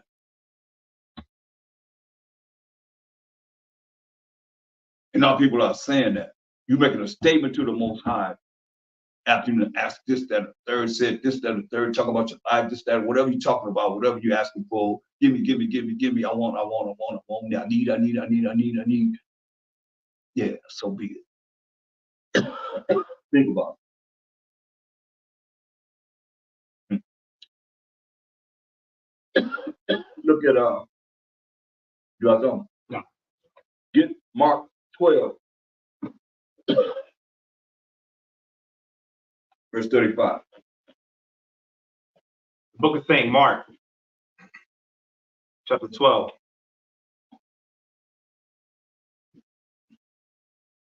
Verse 35. And Hamashiach Yahushua answered and said, while he taught in the temple, how say the scribes that Hamashiach is the son of David? So we ask a question, man. How say the scribes, how they saying I'm the son of David? Right? So how's the scribe saying I'm the son of David? How can he be the son of David if he's the son of the angel? That Mary was impregnated by, she just woke up one day and she was pregnant. Or did the angel Gabriel have intercourse with her? What? He came and gave her a message. Immaculate Conception, that started in 1864 or some approximately around that time by Pope Pius IX. Before that, nobody was talking about no virgin birth and all this stuff, man. Look him up. The Catholic priest, Monavie priest, Pope Pius IX. He started that madness, man. So what is that? Mashiach say, how do the scribes say that Mashiach is the son of David? Read, because David came from the tribe of Judah. Let's read about it. He came from the tribe of Judah. That's why it tells you in Hebrews 7 and 14, it is evidence of fact that our power, Mashiach sprang out of Judah. Jacob, our forefather's name was changed to Israel, fourth-born son. He ain't come from no immaculate conception and no virgin birth and all that stuff they perpetrating on this earth right now. Man, that's why I say the scribes say the son of David. Read. For David himself said by the Holy Spirit. By what? The Holy Spirit. Not the Holy Spirit, but we just read what he said. The Most High said to my power, sit thou on my right hand till I make thine enemies thy footstool. That's why I say, man, anyone that say the New Testament is this and all has no validity. They don't know. There's no New Testament when you walk in. You keep quoting for what? The Old Testament. He just said what we just read. We just read that in what? Psalms 110 and 1. But if you don't know, you can't go there. He's making statements. You say, oh, the New Testament is, invalid. But you can't go to where he's speaking. We just read what Isaiah said, right? In Romans. Isaiah. Where's Isaiah at? In the Old Testament. Point blank. We just read this in Psalms 110 and 1. He repeated it. But David himself said, by the Holy Spirit, what he said? David therefore himself calleth him my power and went. No. Read verse 26. 36. Verse 36. For David himself said by the Holy Spirit, the Most High said to my power, sit thou on my right hand till I make thine enemies thy footstool. We just read that in Psalms 110 and 1. He just quoted it. Now what he said. David therefore himself calleth him my power. There it is. David called Mashiach Yahushua his power because we're Mashiach Yam. We're the anointed. We belong to the Messiahs. We the Messiahs. We belong to him. And Mashiach Yahushua is the Most High. We just read it. Read. And whence is he then his son? Then whence is he then his son? He's asking a question. David therefore himself called him his power. And we just read it. And whence power is he then his son? Read. And the common people heard him gladly. The children of scripture, nobody asked no question after that. He didn't ask no question. That's why he said what he said. Read. And he said unto them in his doctrine, beware of the scribes, which love to go in long clothing and love salutations in the marketplace. Sound like somebody wants some attention, right? Sound like somebody want a reputation in hell, right? Somebody working with those that are in charge, the Romans and so forth. They want to be in charge of the people. They want the people to look up to them. Read. And the chief seats in the synagogues and the uppermost rooms at feasts. They want to be number one. You know, come in, they gotta be exalted. Read. Which devour widows' houses, and for a pretense make long prayers. These shall receive greater damnation. You say, which devour widows' houses, and for a pretense, pretending, make long prayers. Pretending, these shall receive greater damnation. Sound like they're doing something. And the people believe it. You know, we're nothing but robots and robot teams. I hate to say it, but it's real. You know, I look at people, the new things that come about that they see us do that we shouldn't do, especially anything pertaining to the Most High. You know, APTTMH, you can't tell me that that's okay. You can't tell me that's okay. You should try to see if they saying. Wait, They saying that. They say it all the time. I mean, it's something that's learned behavior. Like we can show you what the Most High said. You will Mashiach Yahushai, that the Most High is good. You say, don't call him good, right? Only the Most High is good, but we say, how you doing? I'm good. I'm good. That's something new. And I'll say, robots and robot teams. Don't put me wrong. Y'all say somebody saying it, y'all pick up on it, and now we're wrong for telling you stop doing it. But the Most High is the only one good. And we checking each other, trying to make everybody, you know, stop saying these heathen names. I mean, these pagan gods and so forth, right? What we doing right now? Everybody else might not be, but it matters because if you don't care, then you don't care about the Most High. You care about the Most High. Exodus 34 and 14. You don't care about the Most High. Book of Exodus, You don't care about chapter 34 and verse 14. For thou shalt worship no other power for the Most High, whose name is jealous. What? Whose name is jealous. What's his name? Is jealous. So what's the Most High's name, y'all? Huh? Name is jealous. David jealous. When you say that, hey, you could have used that today, right? Because nobody knows his name. You could use that today. Yeah, his name is jealous. Wait, what did it say? Read it again. What did it say? For the Most High, whose name is jealous, is a jealous power. Most High's name is jealous. What do you got to say about that? And you think about this, man. Okay, get to the scripture that while we're not calling on these other idols, and we got to bring it in, whether you hear or forbid. Every opportunity we have until we change, man. You want to be born again and stop offending the Most High. Other than that, you're still gonna be doing the same thing over and over and over again, and be a bunch of robots and robot teams, spiritually in darkness. You know, hypnotized. You know, you say no enchantment to Israel, but y'all doing the same thing over and over and over again. And then really don't realize it until I will confront them and say, hey man, you can't write out all praises to the Most High. Then they hit on it. Those that are spiritual. It shouldn't be a problem, right? They just following suit. What they see everybody else doing, they think this is what we're supposed to do, and it's gonna be acceptable. And it is acceptable to everyone. It ain't acceptable to the Most High. It says his name is jealous. What did it say? I had a precept too.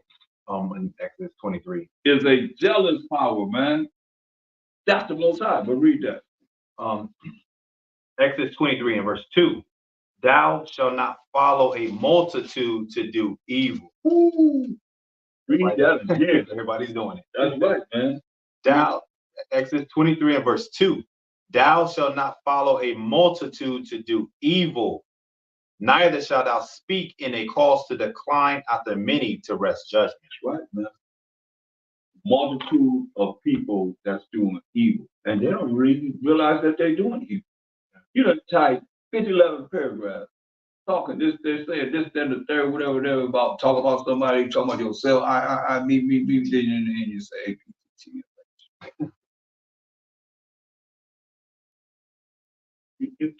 You can't make that make sense. You had time to type all these different. I mean, you're on the keyboard. Some people on the phone doing all this. Man, Sure, you put a smiley face by a little smiley emoji. face, yep. Doing all that, and then in the end you put APTTM, or it's all praises. All praises. You see how people follow suit with these different sayings. They're doing the same thing. They follow the same thing. You can't say all praise to the Most High. All praise to the Most High. 6 words. All praises to the Most High. You can't say 6 words. You can't type out 6 words. After you done typed out 50, 11 paragraphs about this, that, or third, whatever. And that's what you give him. A long run-on sentence. A long run-on sentence. And Mike says about that. P.S. You know, I ain't gonna get P.S. You know, APTT amazing. P.S. You know, I feel like this and I feel like this. And what do you think about this? And I'm this. Me. And next thing you know, you look at it. At least I'm looking at it like, wow, they don't really know who the Most High is to be doing him like that. It's like making him like the smallest thing that you could really actually honor. You're more honorable than him? Man, I don't know the Most High. I'll tell you, people don't know who it is that's written in his Bible. Man. And he's gonna come back with, he already showed his vengeance, man. He said it's gonna be like a woman in travail as he visits this earth. He's coming at you, man. He'll come at you. Wisdom of Solomon 1, 10, and 11. Wisdom of Solomon, first chapter, verse 10.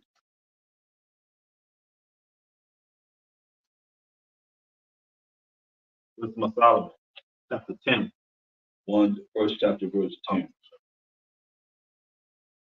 Wisdom of Solomon, chapter 1, and verse 10. For the ear of jealousy heareth all things, and the noise of murmuring is not hid. You know, the ear of jealousy, who here you think that is? That hear all things. That's the Most High's ears. The ear of jealousy, you just say he's a jealous power. His name is jealous. And he is a jealous power. He said the ear of jealousy hears all things. Go ahead. For the ear of jealousy heareth all things, and the noise of murmurings is not hid. You know, the noise of murmurings is not hid. You murmuring, man, say ain't hear from him. Right? Therefore, beware of murmuring, which is unprofitable, and refrain your tongue from backbiting. For there is no word so secret that shall go forth naught, and the mouth that believeth slayeth the soul. Ooh. Give me Ecclesiasticus 23 and 19 in the Apocrypha. Man, this is serious, man. 23 and 19? Yeah, 23 and 19. The book of Ecclesiasticus, chapter 23 and verse 19. Such a man only fears the eyes of men, only pierce the eyes of men. Read. And knoweth not that the eyes of the Most High are 10,000 times brighter than the sun. It's what? 10,000 times brighter than the sun. 10,000 times brighter than the sun.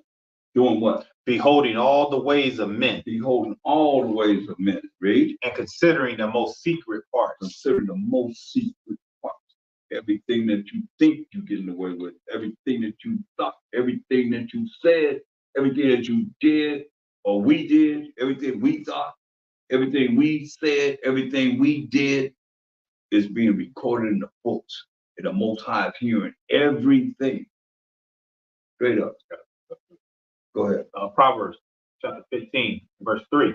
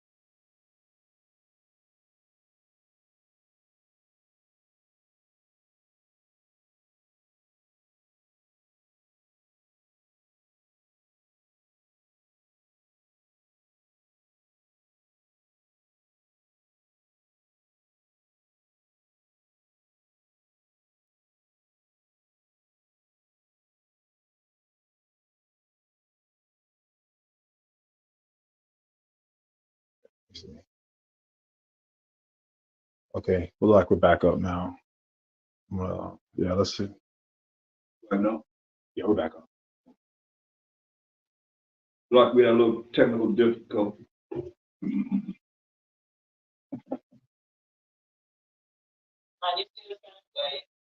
You're sideways on YouTube?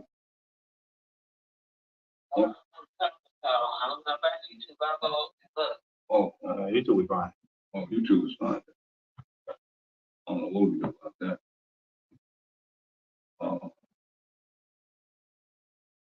I thought you were talking about YouTube. There was someone here. Okay. Where we at? Yeah. We got precept. You still on Nahum 1? Oh yeah, Nahum chapter 1 and verse 3. The Most High is slow to anger and great in power, and will not at all acquit the wicked. The Most High hath his way in the whirlwind and in the storm, and the clouds are the dust of his feet. Right. Yeah, I was weighing everything, man. Clouds are dust of his feet. As you see clouds, I remember flying, man, you see the clouds be moving like this. Clouds be moving slow. You see something moving like real fast. Like they're going to do some damage, man. To the clouds of dust of his feet, man. And we know the angels are in the clouds. They operate, in the IFOs. Get that in Psalm 68:17. Then we bring your precept. Book of Psalms, chapter 68, and verse 17. The chariots of the Most High are 20,000. Chariots that are Most High, 20,000, read. Even thousands of angels. Even thousands of what? Angels. Angels, man. See?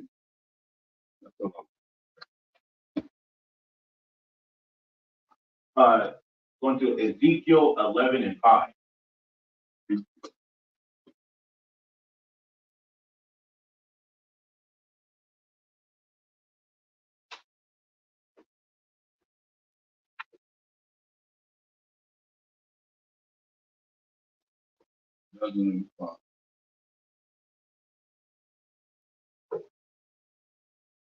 It's the book of Ezekiel, chapter 11 and 5.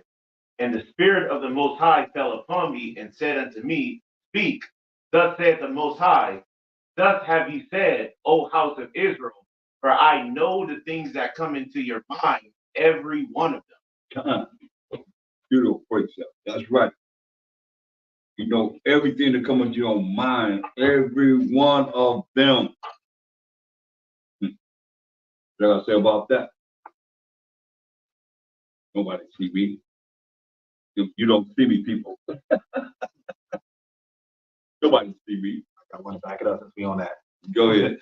The book of Job, chapter 34, verse 21. And verse 21 22. For his eyes are upon the ways of man, and he seeth all his goings. There is no darkness, nor shadow of death, where the workers of iniquity may hide themselves. Right. Where you gonna hide? Nowhere to run, nowhere to hide. Right? Right, man. It's being recorded in the books. Right. Everything that we do is being recorded in the books, man. Straight up. No doubt about it. That's why it's beautiful that the Most High give us this time to reflect on our past and rejoice,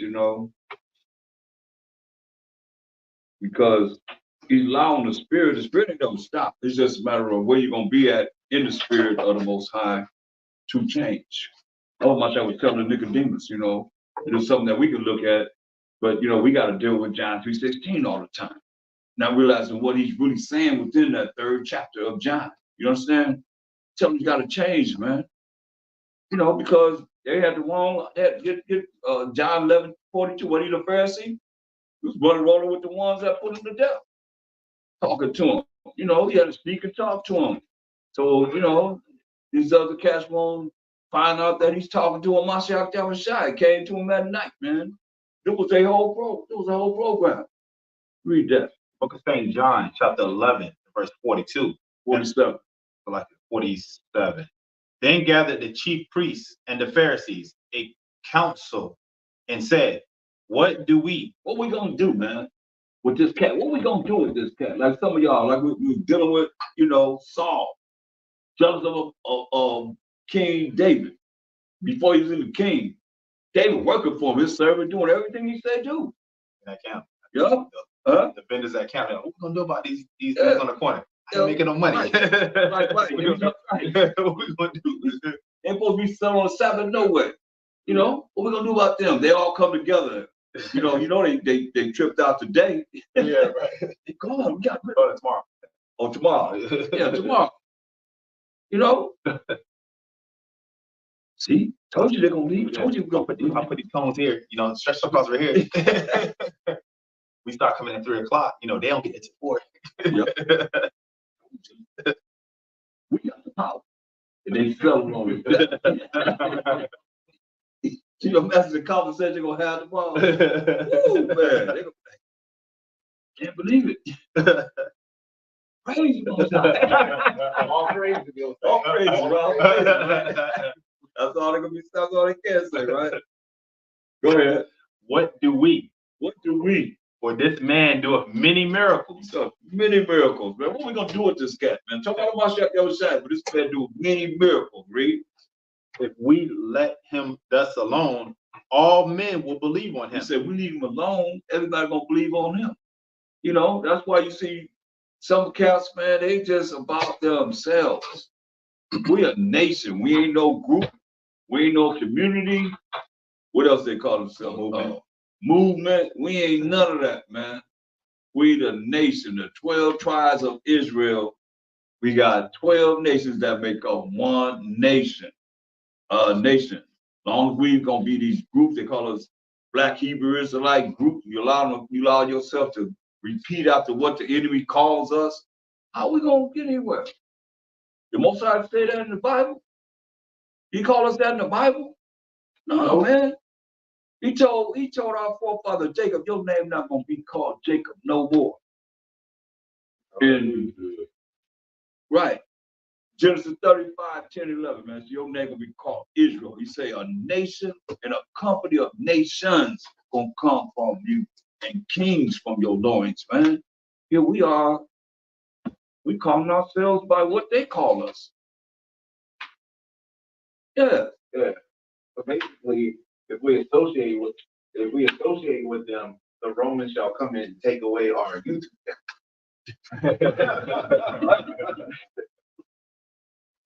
We did. Oh, and St. John? Oh, and What was that? John 11:47.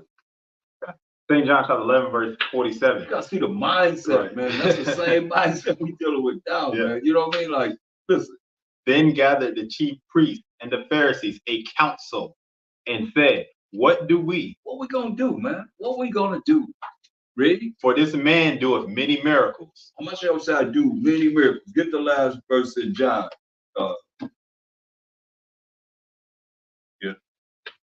Yeshaya. Yeah. Yashamai. Yashamai. I got it. Yashamai. I'll get it. We'll get it. We gotta work on it. He did many miracles. How many miracles he did?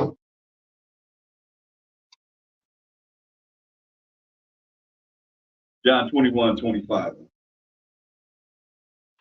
He said, this man doeth many miracles. Talking about Mashiach Yahushua.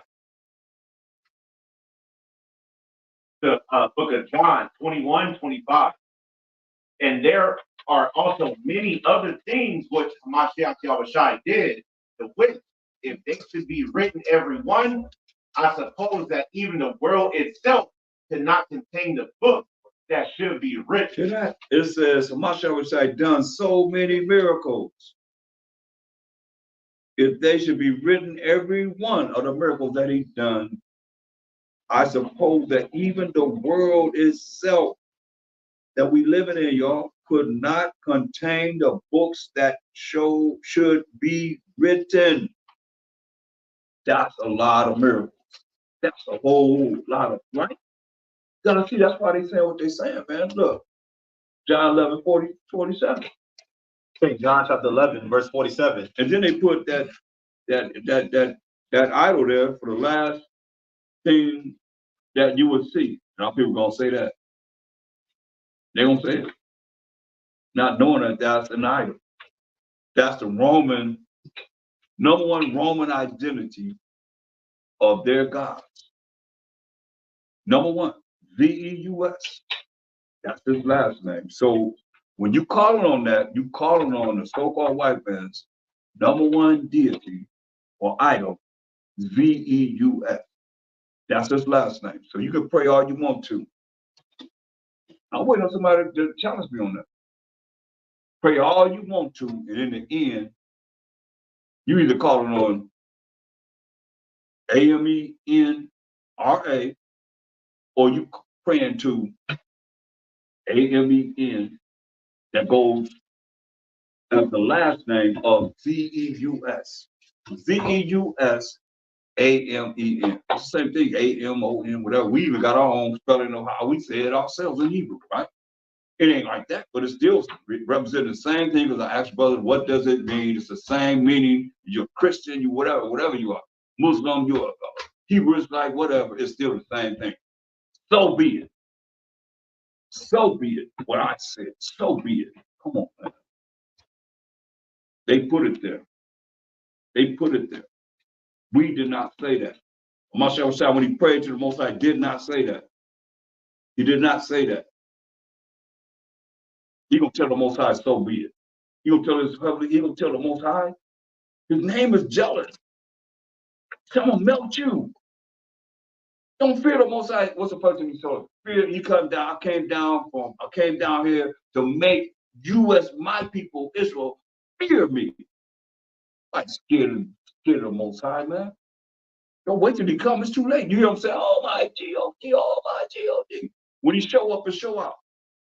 You say he ain't coming, what do you say gonna start with us? There ain't no judgment, understand. Get Psalm 147, 19 and 20. So you see all this instruction that's gonna happen back to back to back to back. The Most High said, you ain't been judged.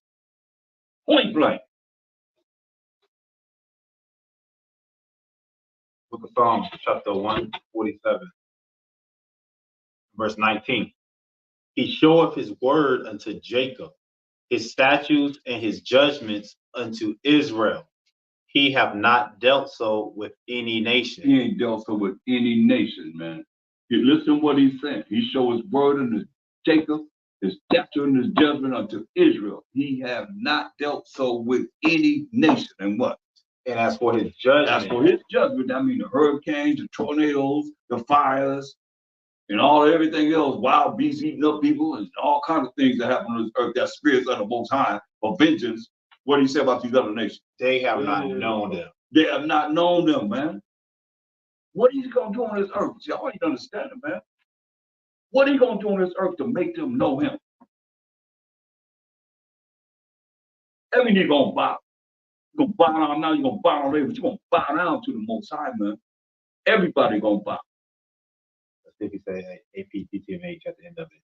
Speak up, okay. Let's see if he says APTTMH at the end of this. Yeah, okay, let's see. Praise ye the Most High. Praise ye the Most High, bro. That's right. He ain't saying no right now. He said praise ye the Most High, right? That's what y'all need to be doing, man. Instead of saying all praises. That's something new, man. I don't know where that came from, man. And it just shows you how somebody started that. And they continue to do it. Now everybody say the same thing. Somebody started writing APTTMH. Now everybody thinks that's what we're supposed to do. We're nothing but sheep. We're nothing but sheep. We're nothing but sheep. Like somebody put AMEN. Huh? Like someone put AMEN in the Bible and they think that's what we're supposed to do. Yeah. I mean, you got to think about it, man. If they took how to get rid of evil spirits out the Bibles, not the King James Bible, but out of these Bibles, and fasting and prayer, they took it out the Bible, right? What you think they won't do? They took scriptures out. Matthew 18 and 11. The Son of Man came to save that which was lost. Ain't there? What? Oh, it wasn't needed. And then I don't even want to talk about Deuteronomy 28:68. That right there, man, that's ridiculous. So if they change up these Bibles to make them say what they want them to say, what you think they would do? You think if they take away, you don't think they will add? Yeah. Put their own little twist in there? Not especially realizing that we coming back to this knowledge, wisdom, understanding, just in case. Y'all know what he did? He said it's a foolproof method of how to make a slave, and it could last over 400 years. You know, the only problem is that if we come back to reality of who we are, it's in there. And we have. That's the problem. Now we got to look at everything. We got to look at everything. We got to be analytical thinkers to the utmost. We got to think opposite, primarily of what it is that we've been exposed to. And ask the Most High to give you guidance, man. I ask for guidance and directions and instructions from the Most High. And when you get to, you still see things, you share it with someone, and then you share it and you see it. He said, hey, we read it, Exodus 23:13. We got to read this. Well, we keep talking about this. Why? So anyone that's new will understand where it is that we're coming from and loving the Most High, whose name is what? From tonight, his name is what? Jealous. Jealous, man. And here it is. We're breaking the commandments and doing things that will make him jealous because of the fact of his name is jealous. And here we are calling on other entities, man, and think we calling on him. The book of Exodus, chapter 23 and verse 13. And in all things that I have said unto you, be circumspect and make no mention of the name of other gods. See that? He said, make no mention of the name of other idols, man. That's why when you look at it, turn over a dollar bill. You need to show it. Maybe we need to show it so y'all can look and see. Because I mean, it's like I say, our people not animal thinkers. You know, Revelation 7 and 8.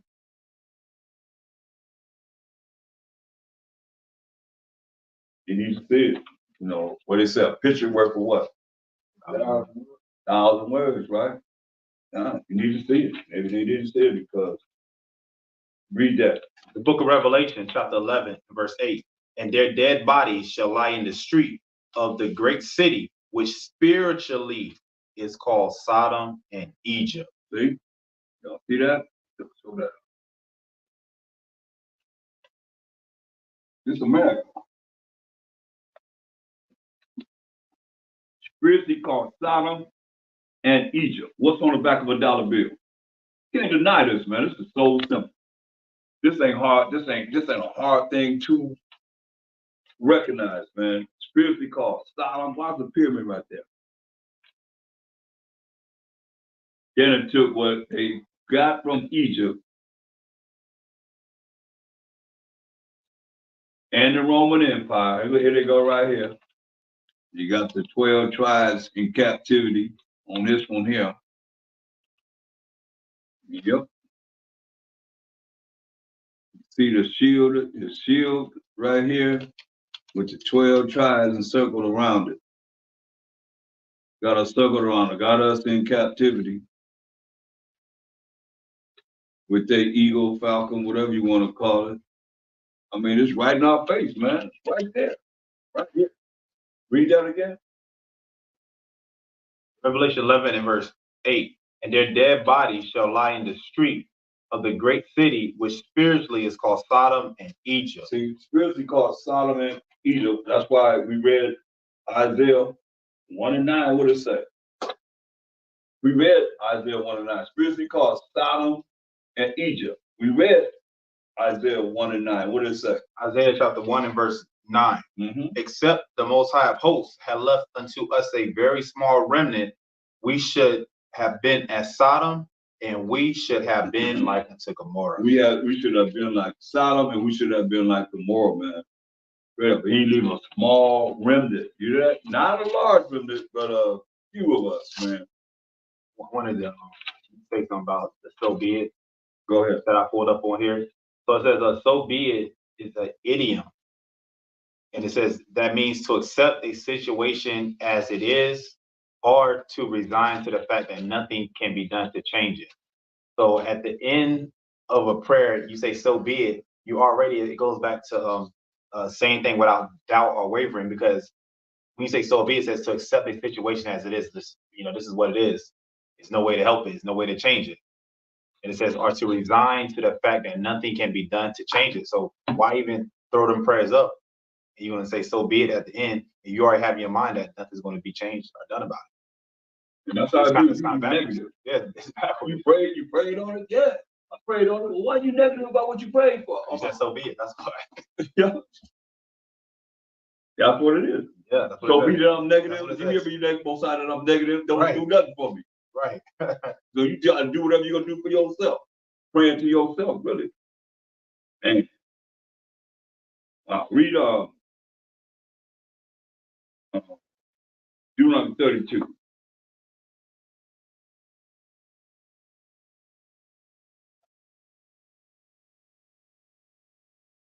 Book of verse 5. Book of Deuteronomy, chapter 32 and verse 5. We'll read 4. Verse 4. He is the rock. His work is perfect. For all his ways are judgment, a power of truth, and without iniquity. Just and right is he. See? So that's why I told you. He do not do unrighteous deeds. He's a power of truth. He's not going to lie, and he's a power of keeping his own laws that he said he's going to do as an example for us. And without iniquity. See, without sins, without wickedness, without doing anything that's wrong. Just and right is he. Read. They have corrupted themselves. Their spot is not like spot of his children. Their spot is not the spot of his children.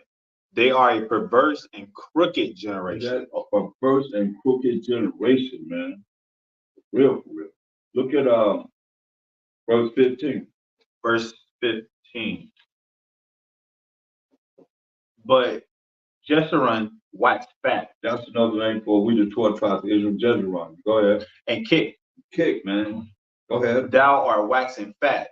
Thou art grown thick. Thou art covered with fatness. Man, I mean, we live in large, man. Go ahead. Then, and big, because you've been eating a lot. And fat. Go ahead. Then he forsook the Most High, which made him, and lightly esteemed the rock of his salvation. Hear that? Then we forsook the Most High that made it. Man, the Most High decked us out, man. See, we don't even appreciate Ezekiel 16, man. Let's kind of hold up. It's not the Most High. I mean, he decked us out, man. And here we are. So many. I did a lesson on the Most High did us. He was so good to us, and we did.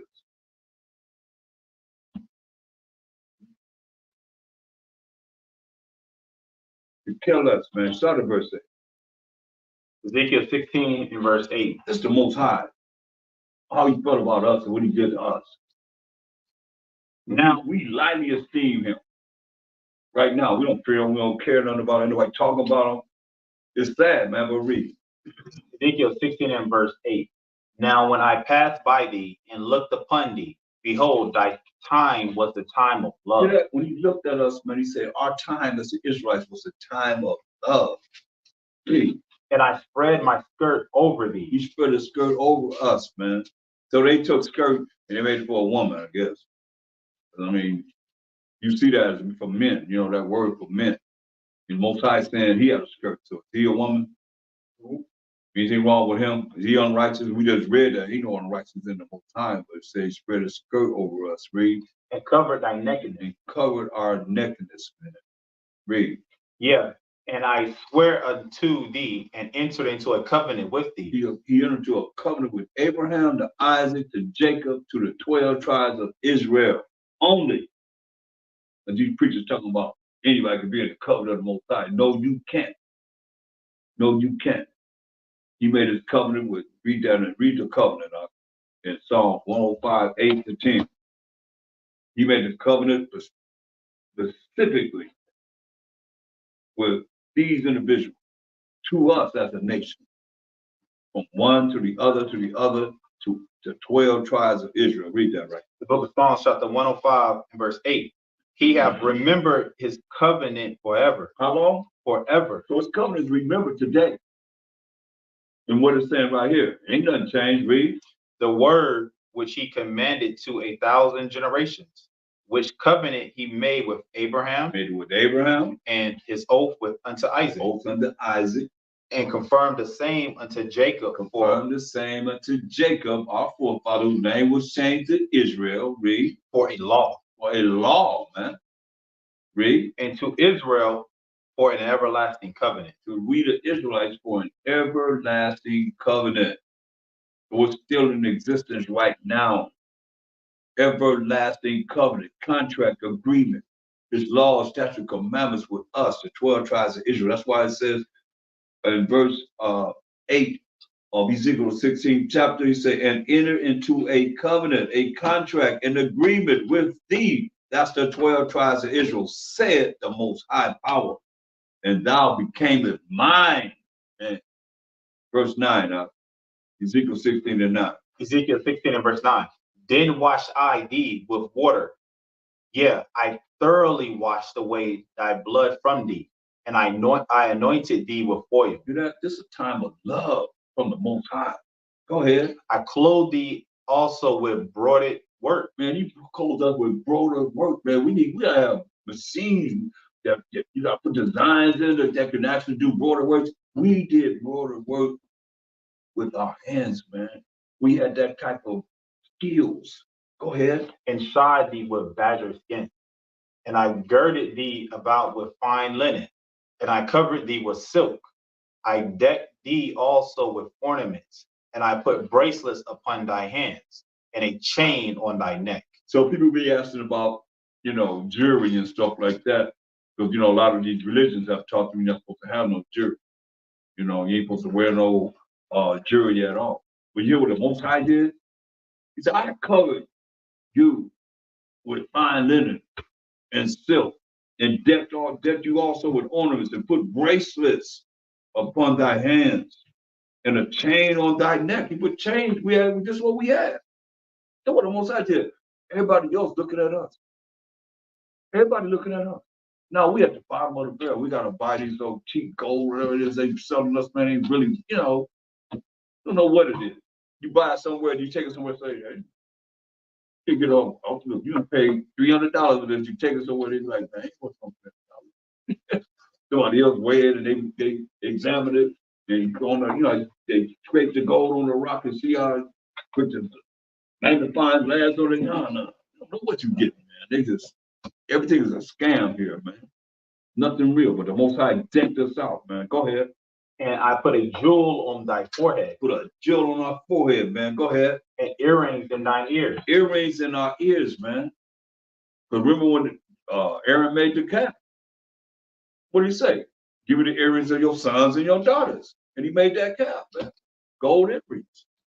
We had earrings. Go ahead. And a beautiful crown upon thine head. And a beautiful crown upon our head, man. Ultimate rulership and authority, man. Go ahead. So we did have 17 things on our head. Go ahead. Thus was thou decked with gold and silver. I mean, it can't get no clearer than that. From the Most High. Now tell me the Most High is wrong. Allowing us to be decked by him with gold and silver. Go ahead. And thy raiment was of fine linen and silk, embroidered work. Thou didst eat fine flour and honey and oil, and thou wast exceeding beautiful. And thou didst prosper into a kingdom. You prosper to a kingdom through the power of the Most High. Hallelujah. Come on, man. Read. And thy renown went forth among the heathen for thy beauty. Hear that? We went among the heathen for what? Thy beauty. For our beauty, man. Read. For it was perfect through my comeliness. Hear that? It was perfect through the Most High's beauty. It was perfect through the Most High's beauty. Read. Which I have put upon thee. No, we put upon ourselves. So we all that. What the Most High said? Which I have put upon thee. The Most High put upon us, man. His beauty. Nobody else, man. Nobody else can say that the Most High put his beauty on him. Can they? No, man. This how powerful we need to be looking at coming back to the Most High and getting this beauty again. He gonna give it to us, man, even better. He said, our state gonna be better than it was before we went off and want to follow these heathens and not follow him. How you think that made him feel? You hear what he's saying? Read, go ahead. which I have put upon thee, Which the Most High put upon us. saith the Most High. Said the Most High. Now, Israel, read. But thou didst trust in thine own beauty. See, we trusted in our own beauty that the Most High made us beautiful. We trusted him because he made us beautiful. Look at me. And how people are conceited, man. They just think they all that. They think you all that, man. You more powerful than the Most High. Look what he said. What did he say? But thou didst trust in thy own beauty. You trust in your own beauty. Your own beauty, man. That he put upon us. Not ourselves. Read. And placed the harlot because of thy renown. Paid the harlot. Paid the harlot. You know what a harlot is? You know what a harlot is? Huh? A whore, or what else? Prostitute, man. Selling our bodies for nothing. Read. And pourest out thy fornication on every one that passed by. Poured out our what? Fornications on every one that passed by. His it was. Man, that's cold-blooded, man. That's cold-blooded. He said we poured out our fornication on everybody that passed by. Want some? Okay, you can have it. Everybody that passed by. That's cold-blooded. Read that again, huh? Verse 15. But thou didst trust in thy own beauty, and playest the harlot because of thy renown, and pourest out thy fornications on every one that passed by. His it was. Read Ecclesiastes 26, man.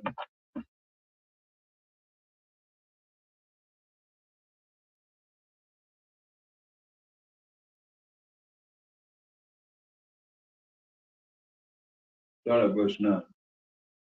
Ecclesiastes chapter 26.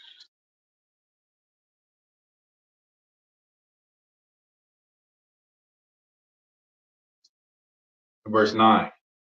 The whoredom of a woman may be known in her haughty looks and eyelids. You know, the whoredom, let me say a bunch of hoes say, of a woman may be known in her haughty looks and eyelids, blinking her eyes, you know.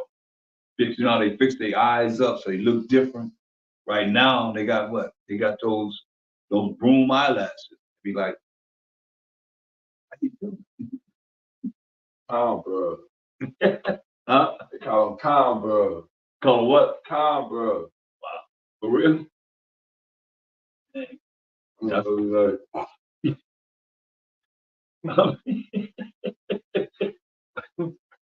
I mean, it's telling you, right? I mean, and they make sure you can't miss it, right? Calm. You can't miss them eyelashes. I mean, some of them eyelashes, man, they be on, like I say, bro, they be curled up and On a hot day, they can keep you cool. better than face, right? Keep you cool, like you said. I mean, you. Hey, Lord, blink in their eyes is funny. Just blink, baby. Just all you gotta do is blink. Wow, that's cold. That's what it says, though, right? Con? Calm. Go ahead. Verse 10. Verse 10. If thy daughter be shameless, keep her in straitly, lest she abuse herself through overmuch liberty. Yeah, man, it say, if she be shameless, he said, keep her in straitly, lest she abuse herself through overmuch liberty. You hear that? You're allowing her to do whatever she want to do. If she's shameless, he says, hey, check her, keep her in that house, train her up the right way, so she won't be shameless. Go ahead. I got a precept to that one. Huh. Ecclesiasticus 42 and verse 11. Keep a sure watch. Wait a minute. Hold on. Let's get it. 42 and 11. Keep a sure watch over a shameless daughter, lest she make thee a laughing stock to thine enemies, and a byword in the city, and a reproach among the people, and make thee ashamed before the multitude. That's right, man. That's why I say you gotta really, really keep a watch over a shameless daughter, man. Remember what we hear because it said, fornication on everyone that passes by, his it was. Straight up. Was that Ezekiel 16 and 15, huh? Shameless daughter of Zion. Read on. Right back to Ecclesiastes 26. Verse 26 and verse 10. If thy daughter be shameless, keep her in straitly, lest she abuse herself through overmuch liberty. That's right, man. She gonna abuse herself, and as they pass by, his it is. His it was, his it is. Today. Go ahead. Why you gotta put some restraints on that, Read. Watch over an impudent eye, and marvel not if she trespass against thee. You say, hey, don't be surprised if you trespass against you. Go ahead. She will open her mouth as a thirsty traveler. Wait a minute. Hold up. She will what? Open her mouth as a thirsty traveler when he hath found a fountain. See? Go ahead. And drink of every water near her. By every hedge will she sit down, and open her quiver against every arrow. That's serious, right? What it say? What it say right here? We here because it say what? Ezekiel 16, 15, that last part. Pours out thy fornications on every one that passes by. His it was. What it say she would do? Verse 12? And open her quiver against. No, verse 12, this whole thing. She will open her mouth as a thirsty traveler when he hath found a fountain. Hey, and pour out thy fornications on every one that passes by. His it was. She will open her mouth as a thirsty traveler when he have found a fountain. Y'all know what that's talking about. And that's crazy because in the world, that's that's words we use in the world, like, oh man, he thirsty or she thirsty. Yeah. Now we just start using that right.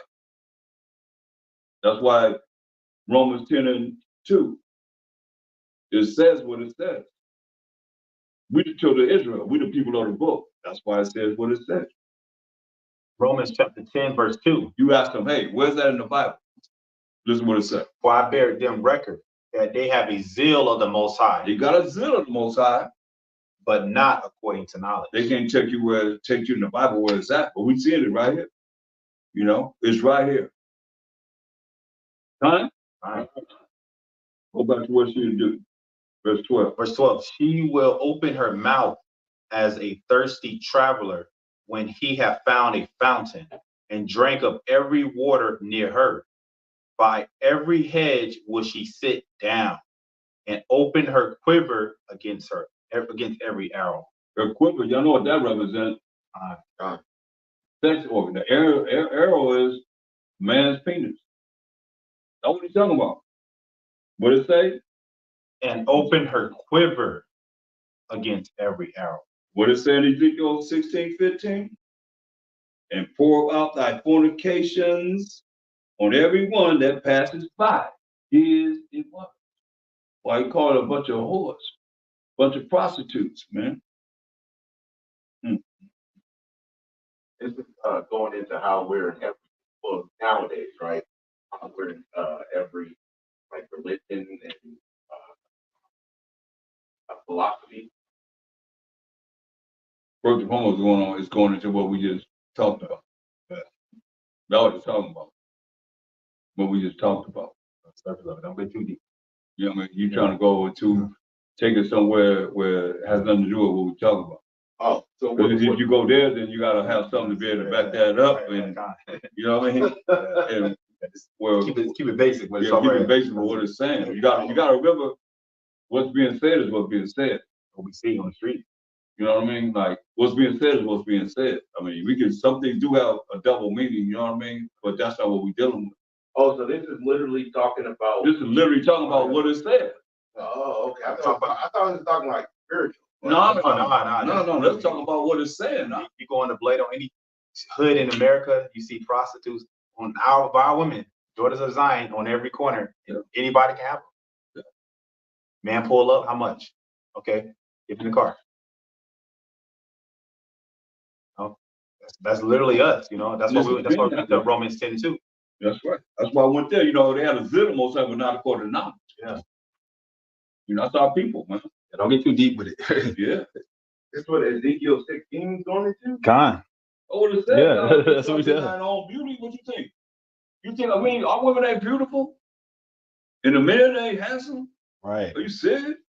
We didn't even talk about the men. I mean, all you want to deal with that, but it said, and play at the harlot because of thy renown and pours out thy fornications.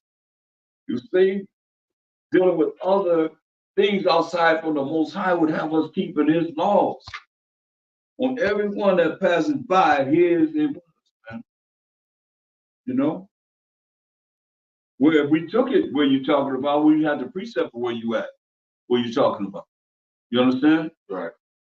We can't take it there and we not precepting that particular part of what it is that we're saying he's saying, because fornications, I mean, that's what we did. I mean,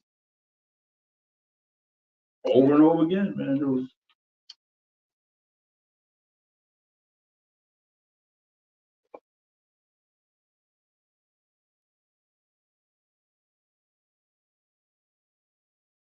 What did wrong by the 26, verse 26. What's that? Sirach 26, verse 8. Oh yeah, that's what we're at. All the way to 12. I'm going all the way to 20.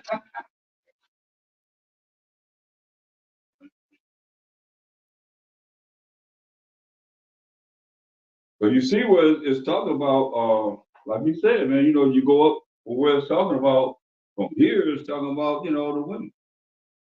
And see, that's the problem, you know, a lot of times, you know, brothers I'd rather for a woman to know the truth, and they don't like me, because I'm bringing it out. They don't run and say, like I wrote the scripture. I didn't write the scripture. Did I? Oh.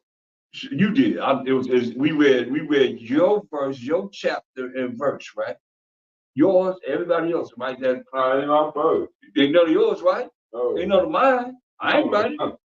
But what we talk about all the time, we talk about men. Men. So we talk about women now as a problem.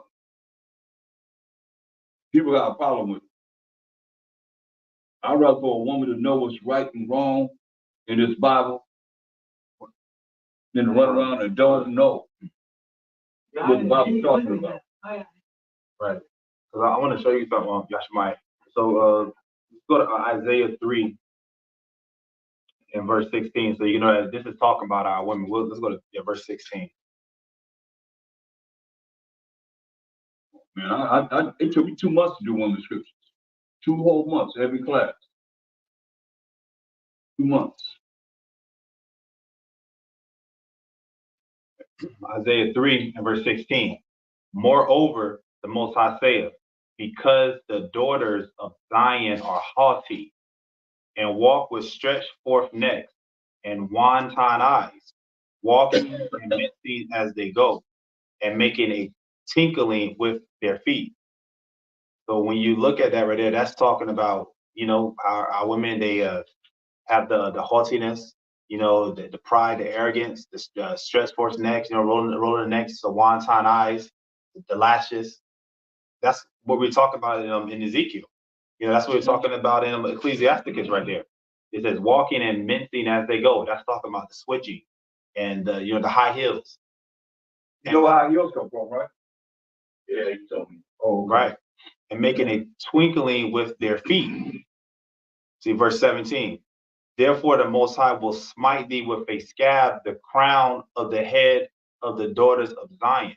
Now we just read in the book of Ezekiel, chapter 16, how we had that beauty and how we were ordained for, how our beauty was so beautiful. Everybody wanted to be like the daughters of Zion. They wanted to be like the men as well, right? And the Most High saw that our women had long, beautiful hair and everything. So he took that away from them.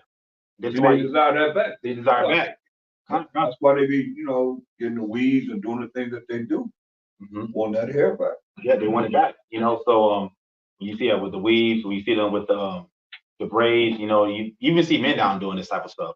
But yeah, this is talking about the women. It says and their calls and their round tires like the moons. It's talking about the big hoop earring. This is the word. The big hoop earrings. It says the chains. We read all this right here. The chains and the bracelets and the mufflers, the bonnets. Sisters are known for wear bonnets, and the ornaments of the legs and the headbands and the tablets and the earrings. This is all we read. We read in Ezekiel 16. The rings and the nose jewels, the changeable suits of apparel, and the mantles and the wimples and the crisping pins. That's the straightening combs. Straightening combs, right? The glasses, the designer glasses, Christian Dior and all this stuff, Gucci, all that stuff, and the fine linen, the way they dress, and the hoods and the veils. So right here, it's a characteristic of what they wear. And it's not going into talking about different religions. So this is actually describing our women and what they look like. So it's saying you can't go too deep into it. Let me get verse 24. It says, and it shall come to pass that instead of sweet smell, there shall be stink, right? And instead of a girdle, a rent. And so when going back to that part where it says stink at, that's talking about the men that they've been with, because then you start catching things like yeast infections, and because all the men that have been in them, how the women, they stand on the corners, they sell their bodies and do things of that sort. They get rotated through men. This is why women can't be with multiple men at all. They say that, this is scientifically proven. Every man that a woman has laid with, a part of that man's DNA stays with that woman for her entire life. In her womb. In her womb, right. His mark. Right, his mark. Of his life force. Right. It came from his body, which is his seed. Right, so that's why you got it says, there shall be stain. Mm-hmm. And instead of a girdle, a rent. And instead of well-set hair, baldness. That's going into what we said. Let me say this too. When a woman messes around with multiple men, they stink. And they can douche all they want to. They got a certain funk, like the Most High just said. Like you said, they have, found out that their DNA of that man is on their womb, or they're not the same in their body structure. It's a difference, right? You know why? Because what did Most High tell a woman have to do? Genesis 3:16. Understand this. So this is what he told a woman she have to do. And remember, she's going to be taken on, just like I showed what a man deals with when he deals with certain things.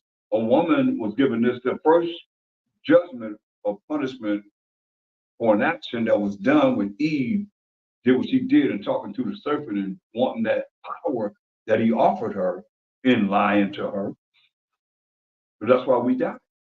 But read what he said. Genesis chapter 3 and verse 16. Unto the woman he said, I will greatly multiply thy sorrow and thy conception. In sorrow thou shalt bring forth children, and thy desire shall be to thy husband, and he shall rule over thee. Right. So, and we know that sexual intercourse consummates what? Marriage. So here's a woman lying with another man, and he done laid his sperm in her, then she lied with another man. I mean, that creates a real stanky smell. And there's a lot of jealousy in Numbers the 5th chapter, you know? And what happens? If she lay with this man and the priest give her a potion, and what it say? Her thigh gonna rot, her thigh gonna rot. It's gonna be funky. When he gives her this potion and she drink it, and if she lay with a man, I mean, you'll know if you any kind of like men that know what time it is as far as dealing with women, you're gonna stink.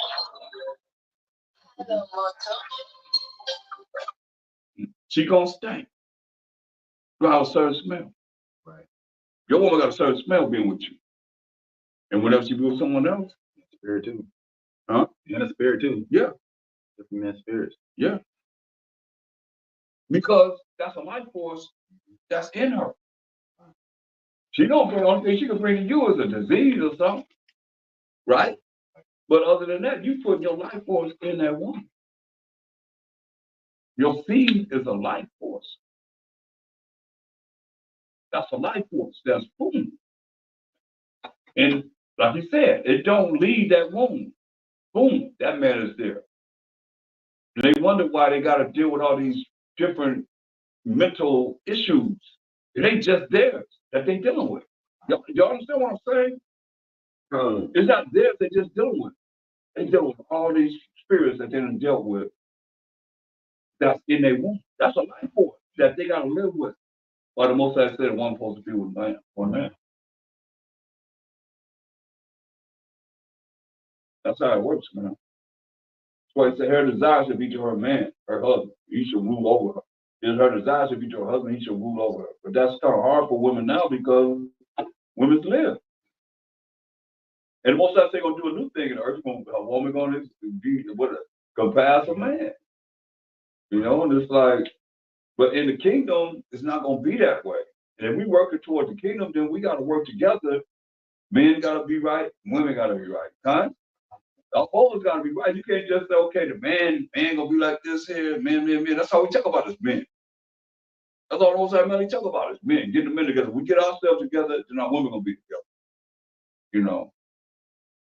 That's why we gotta be together. That's why we talk about men all the time, because we the head. We gotta be able to actually operate in a proper way that the women gonna be right. You know, because other than that, we're gonna be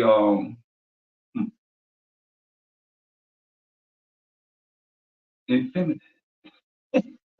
We're gonna be what? What we just said we can't be, right? We just went through, what was that word we went through? Effeminate, yeah. Infeminate, right? Womanish. Womanish. You're not gonna be mannish, you're gonna be womanish. And you ain't going to the kingdom. Dang, that's a powerful word right there, man. But man, you know, I never thought about it like that. You know what I mean? Like, because they told little girls when they was acting like women, you womanish, you trying to be womanish. They said a little boy, so you trying to be mannish. Right? Dang, but a man, but a little boy trying to be womanish. Dang. Called it sissy back in the day. Huh? Called it sissy when I was growing up. Yeah. Dang. Steep. It's deep, y'all. Yeah.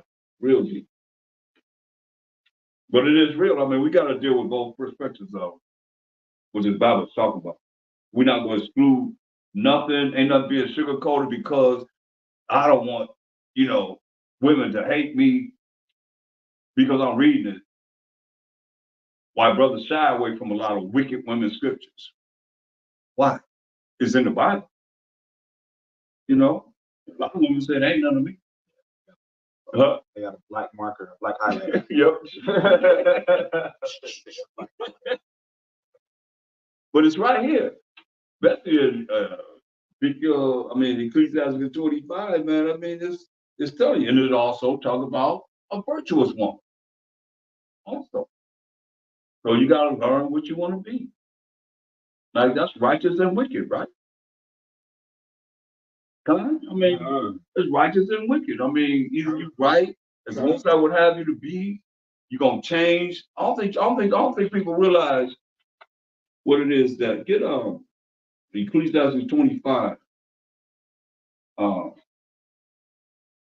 verse 24. what we just read, and the judgment that happened behind what Eve did. That's what it said. Ecclesiasticus 25, verse 24. Of the woman came the beginning of sin, and through her we all died. Right. So, of the woman came the beginning of sin. I realize that. It said through her we all died, and Christians and women have a problem with that. I mean, Amen. hold on. Yeah, they get angry. But I want you to see something. Okay, go back to where you was at in Isaiah the 3rd chapter 6. Show all the things that the Most High took away from them. I want to bring a point out. People get angry about this. Where you can start where you left off, because you said, I know you showed a lot what you was reading so far. I mean, they take this, these are the things they took away from our women, the daughters of Zion. Read. Verse 24. Go ahead. Isaiah 3 verse 24. And it shall come to pass. Great. Go ahead. And it shall come to pass that instead of sweet smell, there shall be stink. It's gonna be stink because of the fact of they got all these DNAs on their body, and they think that they. I was gonna say at one point, it's so many women I know from the hood, and that's their nickname is stink. They call themselves this. And how many men they done laid with? Right. I mean, you can't erase that DNA, as they call it. You can't erase that what has been put on their womb, and they walking around with all these spirits. You say you become one, right? Yeah. How you become one with a man? How a woman become one with a man? When they lay down, right? With them, they become one with you, and they become one with each other, man. So now now all of a sudden it's gone. Now the word of the Most High don't mean nothing because now you got somebody else, but you got this other DNA in you, this other person's life force in you. Where'd it go? When they did the experiment, was it gone? It wasn't gone, man. It's right there. I think the experiment they did on was like an 80-year-old woman. Really? It was 80. It was her autopsy of her body. It was an 80-year-old woman. Found DNA from other men. She lay with. Yeah. Yeah. It's no joke, man. Verse 24. And it shall come to pass that instead of sweet smell, there shall be stink. And instead of a girdle, a rent. And instead of well set hair, baldness. And instead of a stomacher, a girding of sackcloth. And burning instead of beauty. Wow. See that? That's what he did to the women. All the time. They walking around high-minded like they all that, and this, that, and the third. It wasn't like that. Even in the coming out of slavery to 30s, the 40s, 50s, even into the 60s, man, it wasn't like that. So you take 1960s, you go back to the beginning of time. Have y'all thought about that? It's always been a certain way, and then it changed. So what the change eradicates what it had been from the beginning of the world?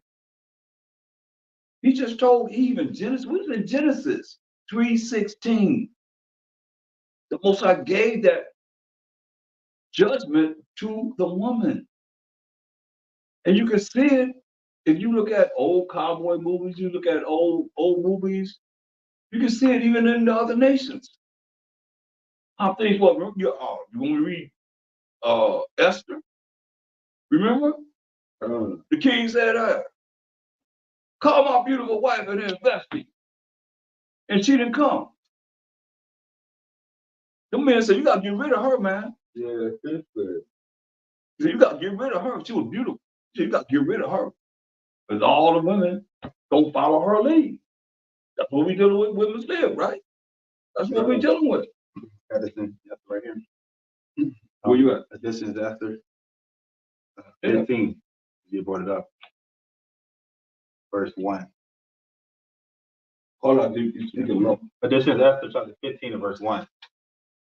Mm-hmm. And And upon the third day, when she had ended her prayer, she laid away her mourning garments and put on her glorious apparel. And being gloriously adorned, after she had called upon the Most High, who is the beholder and savior of all things, she took 2 maids with her, and upon the one she leaned, as carrying herself daintily. That's something our women don't do anymore. They don't carry themselves daintily. And the other followed, bearing up her train. Now you gotta remember like this is a dress, and she has a long train, like when women get married. She has these 2 women carrying it. You know, that's how like it was, like the other was saying, breaking out how we used to dress. But what changed? Now we're baldness, a stomacher, a girding of sackcloth. I mean, they got big stomach. They Right, got stomach. right. They ain't just Right. like they used to be. Right. I just wanted to bring that part out. Huh? Yeah, I just wanted to bring that out. Yeah, that's right. But I want to go back to Isaiah 3:24. Isaiah chapter 3 and verse 24. And it shall come to pass that instead of sweet smell, there shall be stink, and instead of a girdle, a rent, and instead of well set hair, baldness, and instead of a stomacher, a girding of sackcloth, and burning instead of beauty. Right. We did all that to the women. Verse 25. Thy men shall fall by the sword, and thy mighty in the war. Hear that? So what happened to the men? They're about to kill. He killed us. What did he do to the men? He what? You just said it. He killed us. What's going on now? Yeah, it's happening right now, man. We're really You don't play. we're reading what we see every day. That's Turn right, the TV. man. What did he say about the men? He killed. Shall fall by the sword. What did he do to the women? Verse 24. And it shall come to pass that instead of sweet smell, there shall be stank. And instead of a girdle, a rent. And instead of well set hair, baldness. And instead of a stomacher, a girding of sackcloth. And burning instead of beauty. Did he say he killed the woman? Oh. Nope. He didn't say he killed the woman. I want y'all to holler and scream about this. Verse 25. Thy men shall fall by the sword. He killed us. He killed the men. And we still being put to death. Our men shall fall by the sword, right? And thy mighty in the war. Man, I read this so many times, man. Ain't nobody ever cared about that verse. All they heard was from 16 through 24. Well, you just read it. That's why I say, man, you can say what up. You see what he did to us. As men, your men gonna fall by the sword, kill you. So what's worse? About 22. Verse 26. And her gate shall lament and mourn, and she being desolate shall sit upon the ground.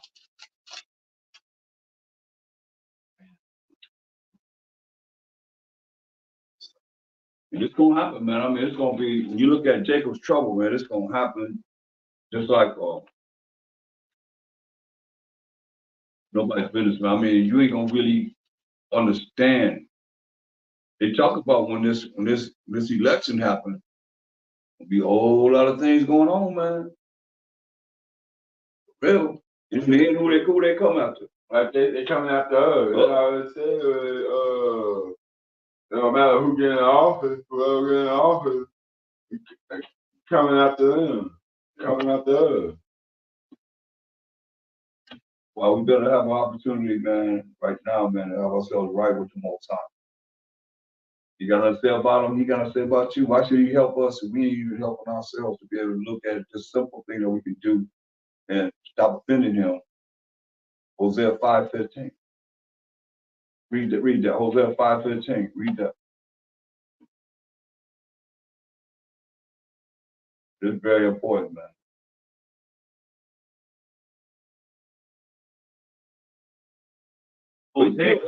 He killed us, man. He killed us as men. Ain't nobody ever cried about that? Anybody ever had a fit about that? They didn't walk out the room. They ain't have a problem with me about that scripture, ever.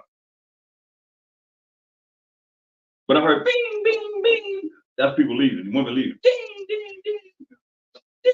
I told you, I said, look, I'm going to go through these women's scriptures, and I didn't write no scripture. Straight up. We're witnesses. But women did stay and listen. But it was like, Joan, just leaving. Who want to hear it? But they got the zeal of the Most High, I guess. No, they didn't want that knowledge, man. Why not? I mean, cry about the fact that the Most High killed the men. Think about that. What's worse? 5 and 15, huh?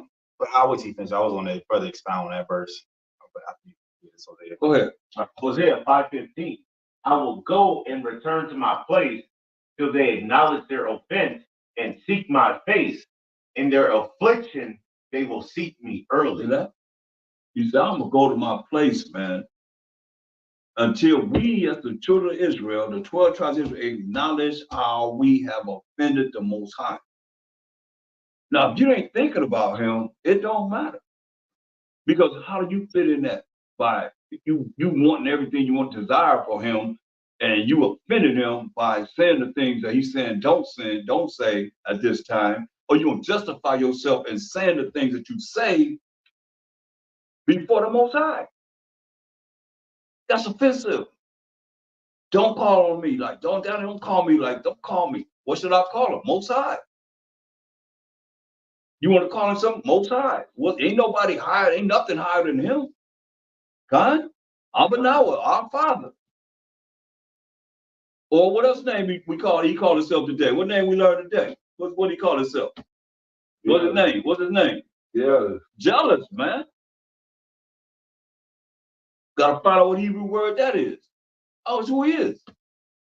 And that's what we have done. That's when you offend someone like him over and over and over again, then he's gonna be jealous, man.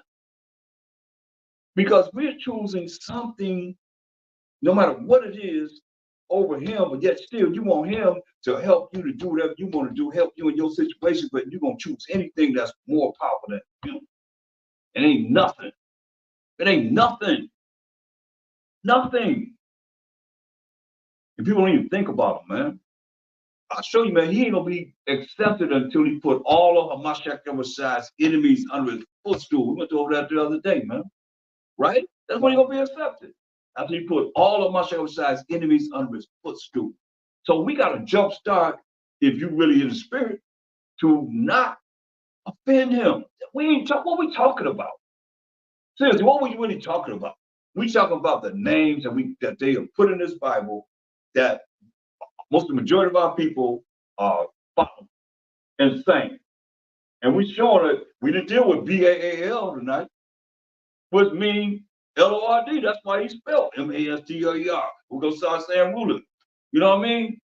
Get it out the way. What's wrong with that? People are telling me that I got to say Jesus Christ. We said that, but we said that tonight. Did we say that name tonight? No. Didn't we read the Bible? Did we read the Gospels? Don't tell me I have to say it. I don't have to say that.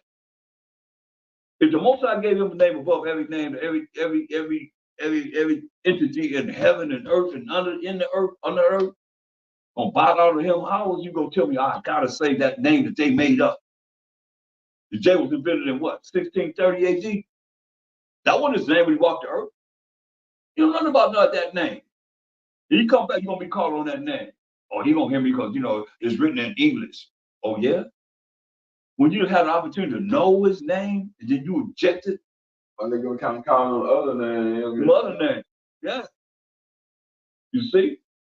This is real simple. Especially when you look at it, nobody ever asks who I'm talking about. When I say Hamashiach Yahushua, nobody ever asks me who I'm talking about. But we'll quick to say, oh, you gotta say, you gotta say it because what they say, people don't know who you're talking about. Do we say it? Don't we? You the reader, right? And you read, you eliminate that, right? We eliminate certain words. Point blank, ain't nobody saying who we talking about. Ain't nobody ever said anything about why we don't say this, why we don't say that, have they?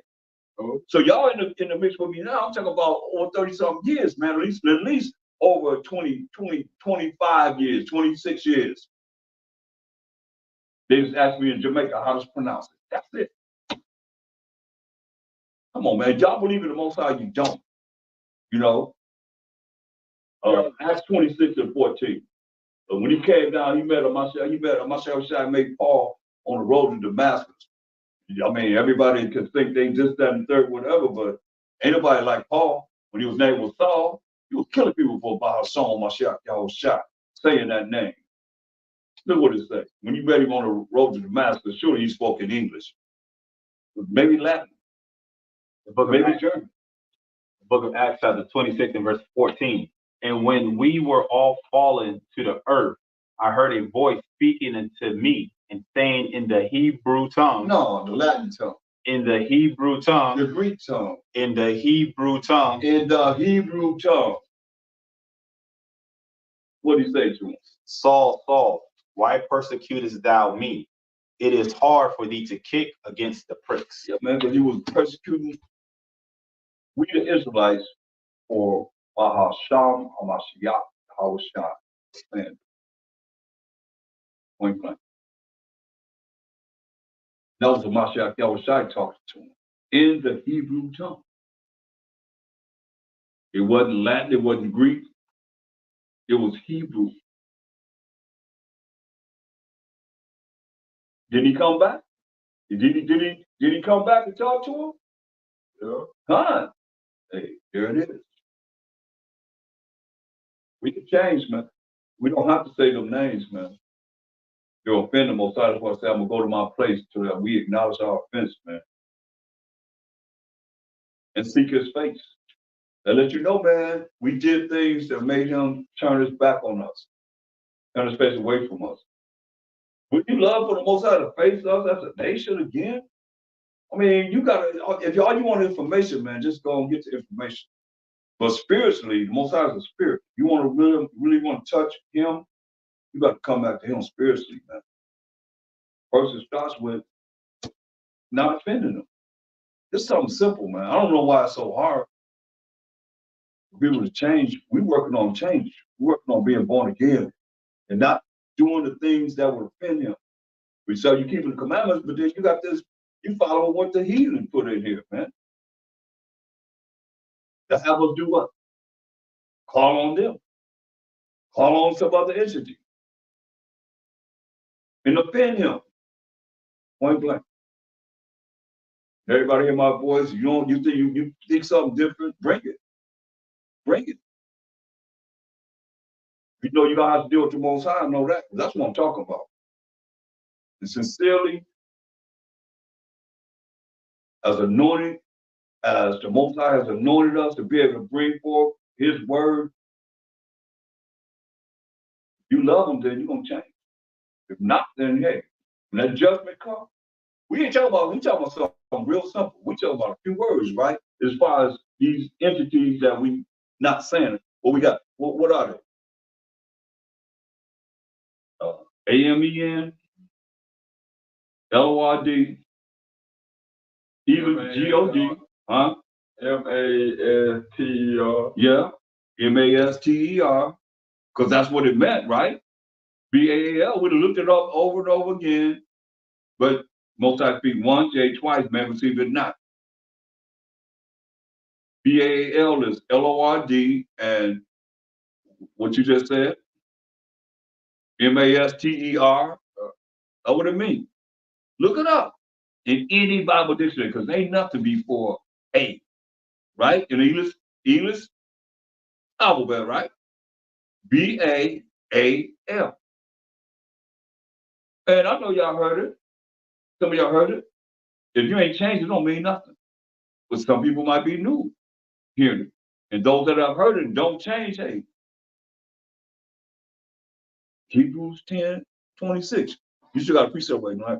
Yeah, well, Father, yeah, Okay. Father, yeah. Hebrews 10:26. Y'all don't want to change? Okay, well. Hebrews chapter 10, verse 26. For if we sin willfully, after that we have received the knowledge of the truth, there remaineth no more sacrifice for sin. Hear that? We sin willfully. After that, we done receive the knowledge of the truth. So you got to prove that what we're saying is not the truth. That what we're saying is a lie. First and foremost, right? You receive the knowledge of the truth, which is the opposite of a lie. You receive the knowledge of the truth, which is the commandments of the Most High. He just told us in Exodus 23:13, be circumspect. Don't let the name of these other idols come out of their what? Mouth. Don't even speak of them. Don't let it come out your mouth. What's wrong with that? You love them, but you can say all these things and you realize that. That's why he say, what do you say? Read it again. For if we sin Call it willfully, out. Call it out. Hebrews 10 and 26. For if we sin willfully, after that we have received the knowledge of the truth, there remaineth no more sacrifice for sins. No more sacrifice for sin. Numbers 15:30. See, the problem is, this ain't nothing new, man. It's right here in the law and the prophets. The book of Numbers, chapter 15 and verse 30. Huh. But the soul that doeth aught presumptuously, Yeah, you know what to do, but you're going to do whatever you want to do. You hear what it says, and you're going to come up and find a way to sin. And you know you ain't right. whether he be born in the land or a stranger, the same reproacheth the Most High, and that soul shall be cut off from among his people. Yep, and be cut off from among his people. Why? You disgrace the same disgraces the Most High while Mashiach Yahushua, and that soul shall be cut off from among his people. Go ahead. Because he hath despised the word of the Most High, and have broken his commandment. That soul shall utterly be cut off. His iniquity shall be upon him. Why he said, hey, that's why we got to search out things, man. Be analytical thinkers. Search out things. And once you hear it, then we help each other, man, to change, man. That's being born again. We change. We keep changing. We keep looking at this and we say, oh, wow, we was wrong here. Hey, I was wrong. Now I'm correcting myself. Kind of? Simple as that, man. This ain't no hard thing. Unless you just prideful. A lot of cats too prideful to really realize we made mistakes and stuff. We know this happening. The things that they've done, they laughing at us. And you didn't realize it. Then he said, LOID. Yeah, we got them. They look at it, yeah, we got them. Yeah. Yeah, I was just thinking that it's maybe even more of an offense for the brothers who actually have the name, right? Because Esau put LORD where the tetragrammaton is. So the brothers who now have the name Yahweh, but they're also using LORD as if that wasn't supposed to be the replacement. So now you're using both of them. Like you need to let that other one go. But like now that you actually have the name and you're still using this idol's name too, They don't know it though. That's why it's got to be repeated over. Look, get Job 33 and 14, man. It's got to be repeated over and over and over again. That's why some kind of way it worked its way in this lesson. You know what I'm saying? It works itself way it ends so that it's got to be repeated. Because the Most High say what? Job chapter 33, verse 14. For the Most High speaketh once, yea, twice, yet man perceiveth not. Most High speak once, yea, twice. Man perceives it not, man. That's why sometimes you see this, like we just read. We read the New Testament. Mainly you reading about the Old Testament. You're not a precept. Like we just read what? Hebrews 10:26, right? Coming from what? The law. Exodus 15 and 30 and 31. It's telling you that. Wasn't no New Testament. They only had the law and the prophets. That's all they read for. When they went to synagogue, what they read. Come on, man. We gotta really start not being so what can I say, deep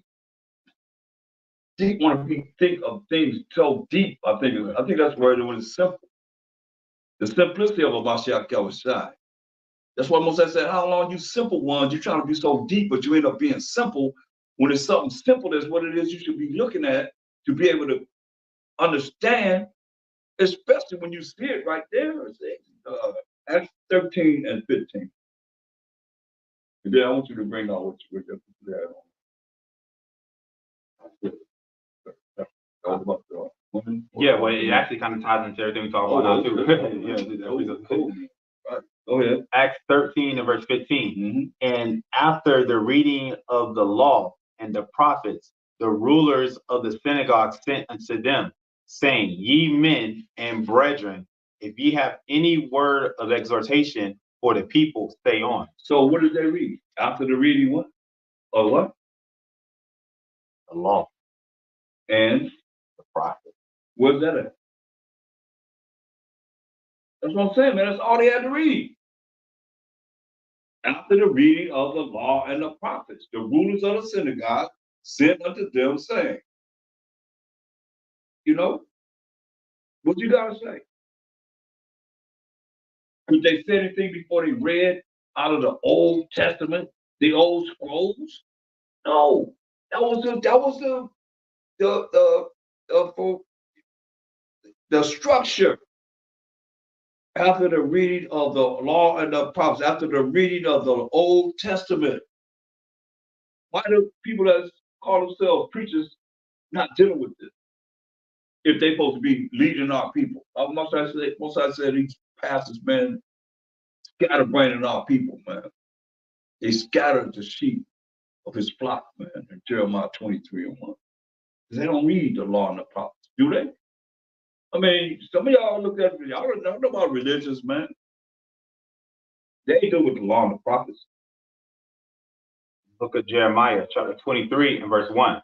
Woe be unto the pastors that destroy and scatter the sheep of my pasture, saith the Most High. See?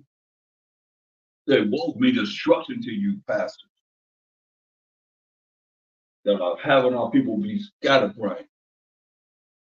Can't even read the Bible. You read the Bible, like them cats up there talking about, read the Bible, John 3:16. Read the Bible, John 3:16. Read the Bible. You read the Bible. We going through John 3:16. I went through God. I went through the Most High. I went through love, the world. I went through all the different words that you can actually look at John 3:16 to validate who was talking to and who was talking about the whole 9 yards. That's between the Most High. Letting the Mashiach Yahushua and Nicodemus have a conversation, man, about we the Israelites, period. You start verse 1, they won't go there. They just got that one verse. And what other verse they got? Galatians 3:38. Everybody knows. Why everybody know this? And you know, somebody I ask people, I say, yeah. I said, we had scoffers coming against us, boy. They was just going in. What verse you think they was bringing up? Everybody knew John 3:16. Everybody. Nobody missed that. That's show you how the Christian religion, man, they just finished, man. Read the Bible. John 3:16. Read the Bible. Yep. You kept saying it, didn't you? That's all they was saying. Like, I don't know if we don't know if they said the clones out there or not, man. You know, because it was like, he kept saying the same thing over and over again. No matter what we said to him, he just kept saying the same thing. Like, read the Bible. We read the Bible.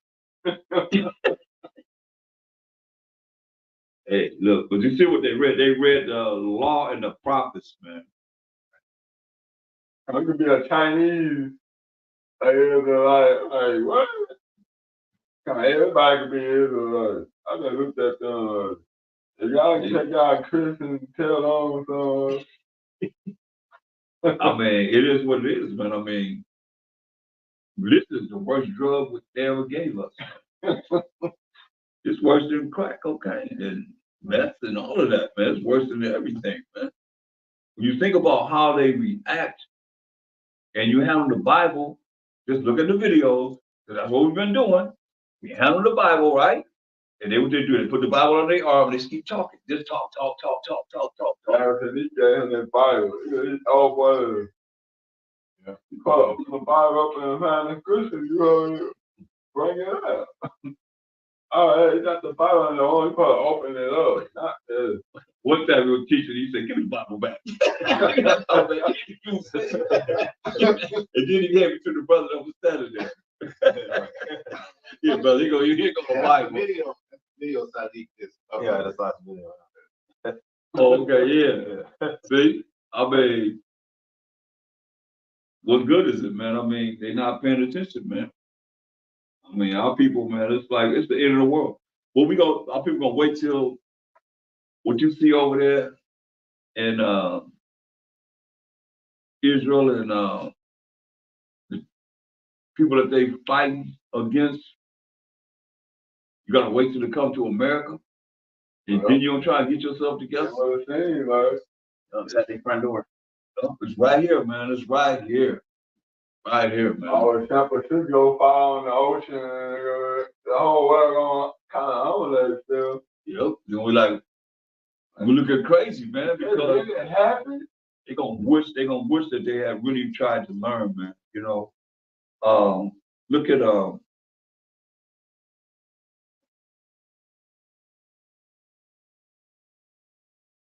verse 11. Jeremiah 23. Jeremiah 23 and verse 11. For both prophet and priest are profane. Yeah, in my house have I found their wickedness, saith the Most High. Both prophet and priest are unholy. How do you be unholy? Now you tell me they ain't talking about them. How do you be unholy? How you be unholy? You don't keep the law. You don't keep the law. You don't keep the commandments, right? So what's holy? Romans 7:12. Get it? Just to prove the fact that unholy is not keeping the commandments and the laws of the Most High. So profane means unholy. Read that. Romans 7:12. Wherefore the law is holy, and the commandment holy, and just and good. See? The law is holy, that the Most High wrote with his finger. The commandment is holy, that the Most High wrote with his finger. And just and good. Say, for both prophet and priest are profane, meaning unholy. Yeah, in my house I have found their wickedness, said the Most High. He done found their wickedness. You know, it's terrible, man. Go ahead. Wherefore their way shall be unto them as slippery ways in the darkness. Slipping in the darkness. Their ways gonna be unto them as slippery ways in the darkness, man. Slippery ways falling this way and that way in ignorance and not knowing. Darkness means ignorance, not knowing, being stupid. Read. They shall be driven on and fall therein. You know that? They're gonna be driven on and fall therein. That's where they at. In darkness, ignorant, not knowing, and don't care. And our people don't care to care that they don't care about coming back to the word of the Most High in truth and righteousness, man, instead of being profane, unholy. Read. For I will bring evil upon them. What do you say? I will bring evil upon Y'all better hear these preachers. You better hear what the Most High is saying. And everybody else that don't want to follow what it is that the Most High named tonight is what? What's his name tonight? Yeah. Jealous. Shoot. But understand. What did he say gonna do? I will bring evil upon them. Even the year of their visitation, saith the Most High. He said gonna bring evil upon them, even the day of their visitation. Saith the Most High. He's not, is he a man he should lie? No. So he's telling what he's gonna do, man. Read on. And I have seen folly in the prophets of Samaria. They prophesied in Baal. And what? And caused my people Israel to err. No. Come on, man. It'll be clear. Ain't no clearer than that. Only we can replace it with what? We replace it with what? L-O-R-D. Huh? L-O-R-D. L-O-R-D. Simple as that, right? Con? Yeah. But we don't see it like that. It's in the Bible, so it's gotta be right. Right? That's what our people think. It's in the Bible, so how you gonna say I'm Aaron when I'm calling on? I ain't calling on that. Yeah. But also, it's like craftiness of Esau because they got the blue letter Bible, and if you click on that name, or if you click on like LORD, it'll show it's like Jehovah, right? But it's like that. That's something new because before it wasn't LORD translates to Jehovah. It was LORD is BAAL. So now they Oh, it was? yeah, come. Oh, you seen it? Yeah, come.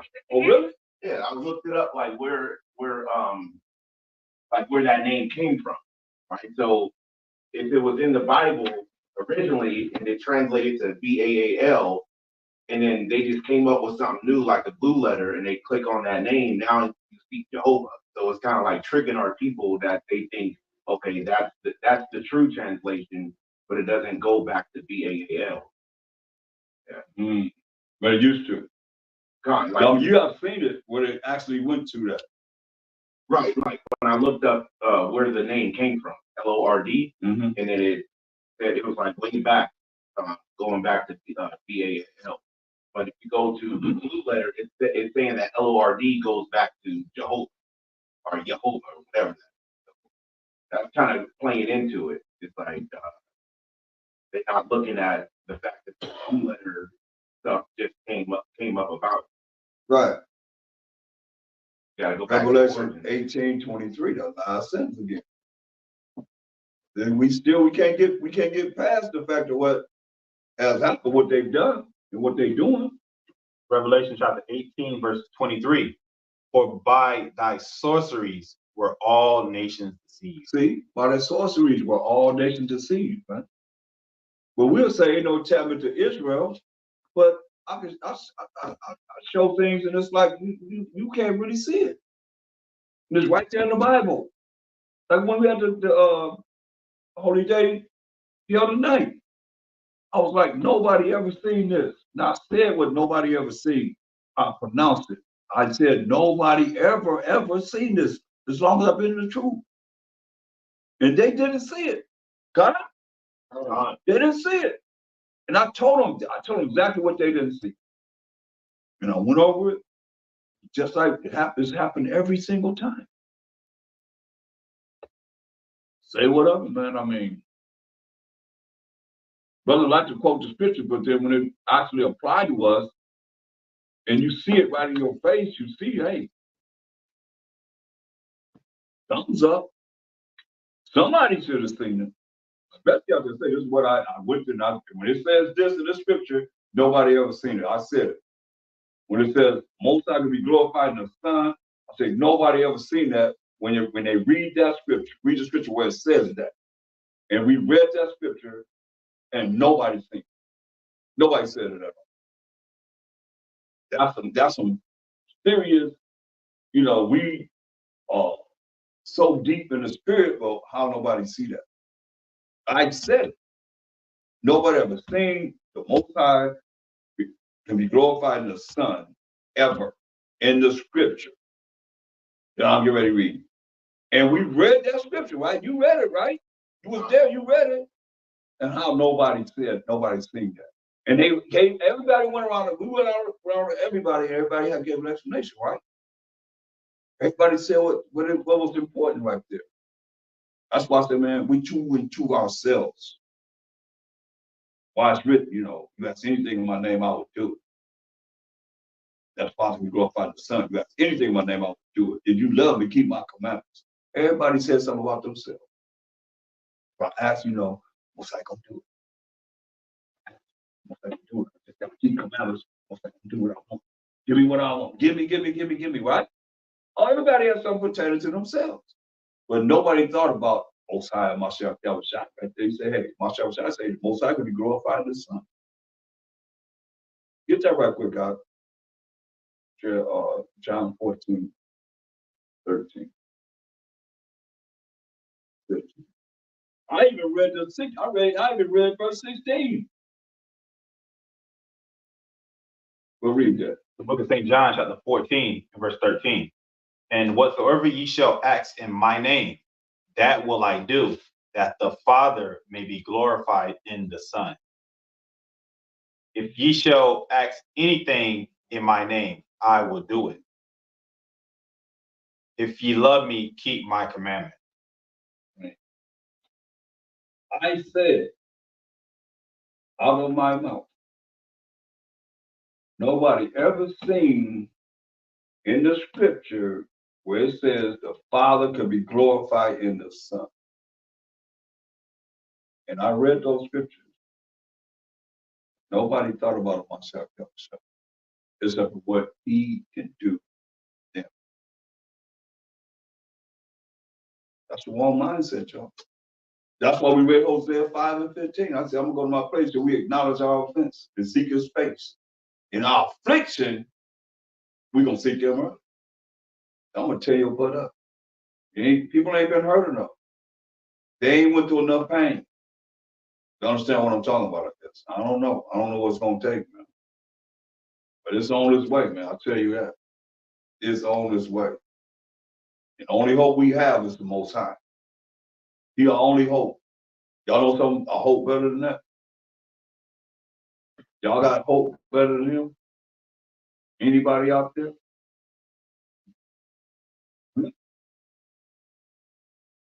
We talk about a few things to get rid of. That's eliminate out of our vocabulary and change. With change, man. With being born again, man. It's not hard, man. I ain't been doing it for years, so nobody ever, had a problem with it. So I don't see nobody should have a problem with this except for changing, man, and consider him. Just think about him. Zechariah 7.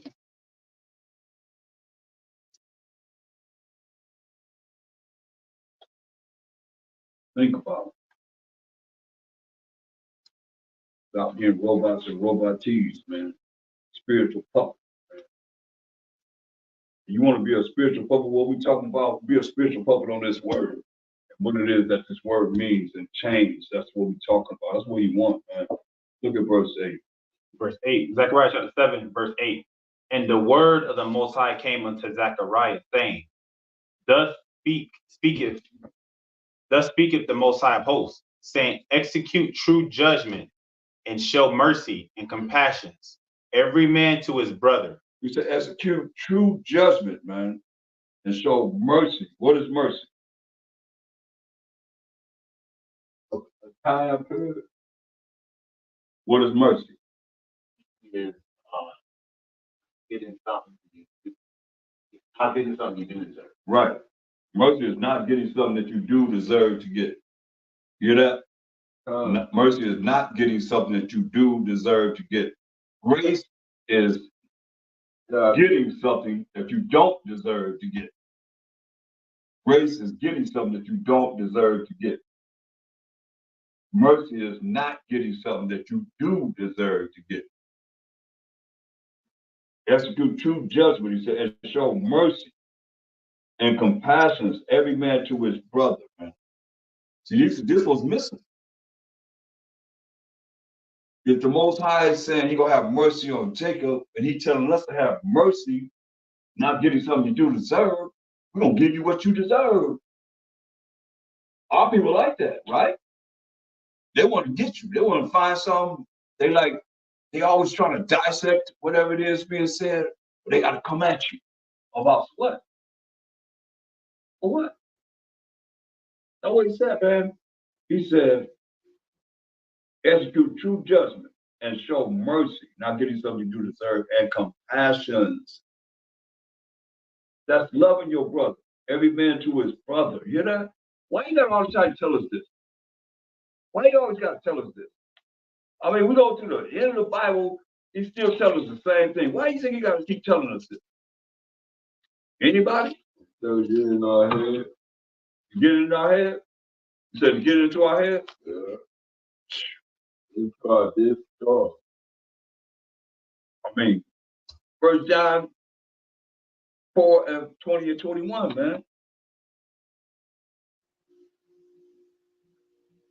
Book of 1 John chapter 4, verse 21. You said 1 John 4 and 20? Yeah, 1 John 4, 20 and 21. 1 John 4 and 20. If a man say, I love the Most High, and hateth his brother, he is a liar. For he that loveth not his brother, whom he hath seen, how can he love the Most High, whom he hath not seen? Oh, yeah.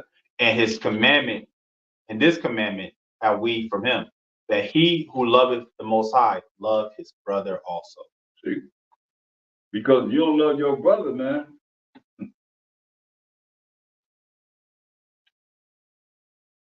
1 John 3 and 15. Book of 1 John chapter 3 and verse 15. Whosoever hateth his brother is a murderer, and ye know that no murderer hath eternal life abiding in him. That's right, man. You hate your brother, man, you a murderer. We only got a few more chapters to go before the Bible's over with, right? And he's still telling us the same thing. We way back in Zechariah. We go back to Deuteronomy. Go back to Genesis. Cain killed Abel, man.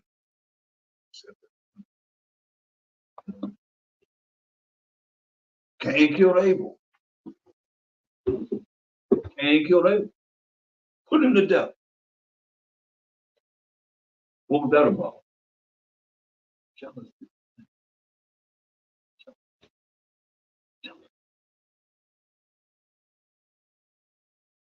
But the Most High accepted Abel's sacrifice of what he required us to sacrifice. Cain gonna say same thing. Most High gonna accept me like I am. You gotta accept this, Most High. You gotta accept, Most High, follow my heart. I follow my heart. I'll put out some crops. I grew some crops, so you gotta accept this. Read Hebrews 9:22. You gotta accept this. Some daggone crops grown from the ground. Hebrews 9 and 22.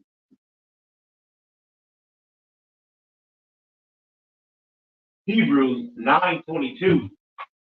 And almost all things are by the law purged with blood, and without shedding of blood is no remission. See that? You say all things are purged with blood, man. Without shedding of the blood, man, there was no remission, man. That's why Mashiach had to come. This blood had to be shed. This blood had to be shed. As I said in Isaiah 53 and 10, read that. So you know how the Most High feels. You gonna think he gonna have some kind of special treatment for us?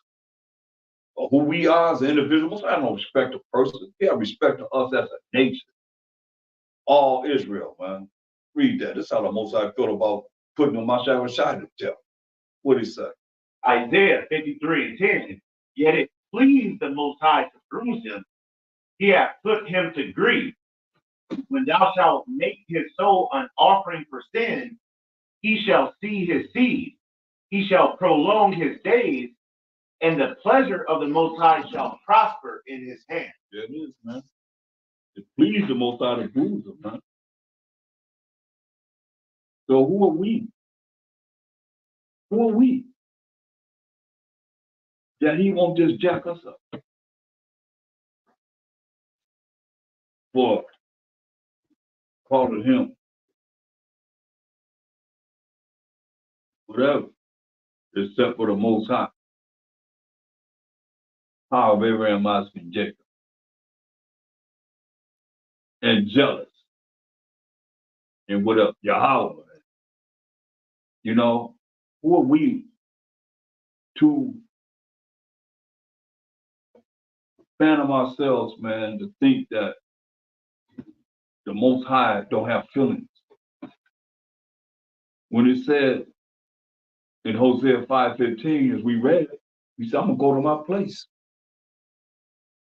until you acknowledge your offense. That's offending him. And seek his face. In our affliction, we're gonna seek him, brother. That's why Zechariah 7, he said, have compassion, every man to his brother. Verse 10. Zechariah 7:10. And oppress not the widow, nor the fatherless, the stranger, nor the poor, and let none of you imagine evil against his brother in your heart. Right, man. Get Micah 2:1.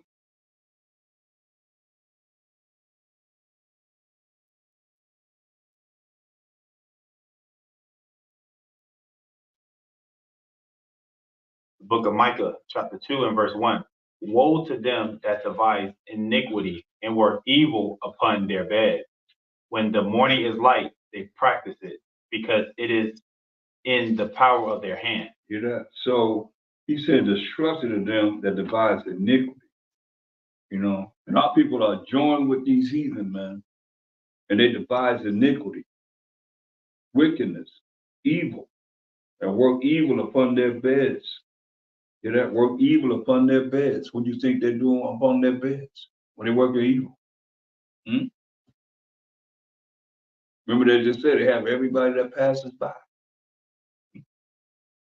They working evils upon their beds, man. You think about all the things our people involved in. You know, just like we see people paying what $125 to ride in a Ferrari for ride around the block of Hollywood Boulevard to Sunset and come back and ride in the Ferrari. I mean, and what are they doing at night? Think about it. Cats that's are still. They get in the driver's seat and they have somebody take pictures of them in that Ferrari. And what you think? They put it on social media and they be like, look what I got. Look at this, how I'm living. Liars, man. Just evils on their bed, man. Just paint a picture of a lie. Not only that, when you look at all the things that's going on, that they're going to be exposing Diddy and all the things that they were doing, then you got all the other people that was involved in the same thing that he was involved in, part of it. Left and right, man. Evils in their beds, man. Child molested. You know, they got a big lawsuit against the Catholic Church. People that's up to 60 years old suing them been molested when they was a child. They don't go nowhere. They don't go nowhere. Think about that, man. And this most of the religions are based upon the Catholic Church. Y'all know that, right? A lot of them based upon the Catholic Church, man. Just like us, man. We the salt of the earth. And you take a little bit away from us, everybody want to be like us. They don't want to be us, but they want to be like us. Everything's still from the Catholic Church. Here we are now in this day and age, man, and we can't even see the light for the darkness that they brought about for the people to program the people to believe a certain way. That's why I said, woe to them that devise iniquity and work evil off on their beds, man. When the morning is light, when the morning comes, they don't work this evil at night. Think about it. And work all this evil at night. Say, and when the morning is light, they practice it. They practice it. Like you say, when they come back, when they go down, it's gonna always come back to who? Us. Won't come back to us. Why? Why do you think it always come back to us? No matter what it is. Why do you think it always come back to us? The salt of the earth. Because the salt of the earth. Yeah. Why you think it's a little deeper than that? Why you think it always come back to us?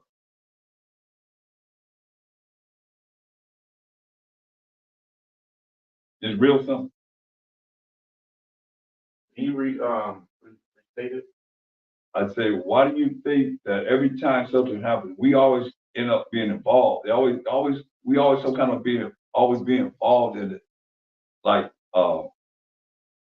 it's part of why it's happening or something that just like I remember I give you a prime example when this plague came on the earth. And they were saying that it didn't have no effect on us. They said that. They said it have no effect on us because we have pigmented melanin. Then all of a sudden they come back and say, well, the Negro and Indian people got to take it. Take this. Because they're the minorities and they need to take it. First they said it didn't affect us. Y'all remember that? I know. I remember that. They were saying it didn't affect us. Then they had to come back and say, oh yeah, y'all gotta take it. Y'all gotta take it.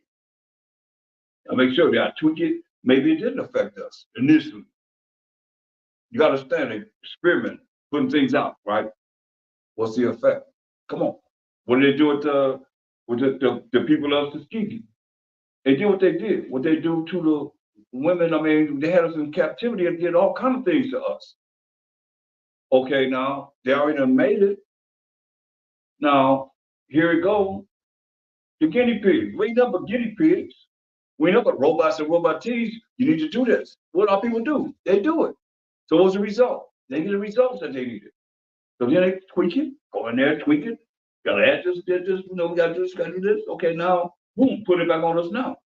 Now we need it. So what we do? We do it. That's what they say. And they experiment, say, what would they do? They're gonna do it. And we did do it. Man, I gave more condolences during that plague that the Most High put upon this earth than ever in my life. Ever in my life. The people that died. I don't know if I didn't know they was trying to put that on a death certificate, but the people that died, man, and I'm being, cautious for fair use, you know what I mean? But y'all know what I'm talking about, right? Con? Yeah. And here it is now. It's like I heard Bill Gates say, we have about 6 to 9 billion people in the earth, but we can reduce the population through vaccines. He said that to the university too. Said that. But everybody gonna do whatever they do and still come back to us. Watch. All you do is pay attention. One way or another will always come back to us. It's real simple. Why you say? Because what? Oh, me. Yeah. I was gonna say, only because they hate the Most High. And this is how well, they can't get to the Most High, so they go after us. That's true. But no deeper than that.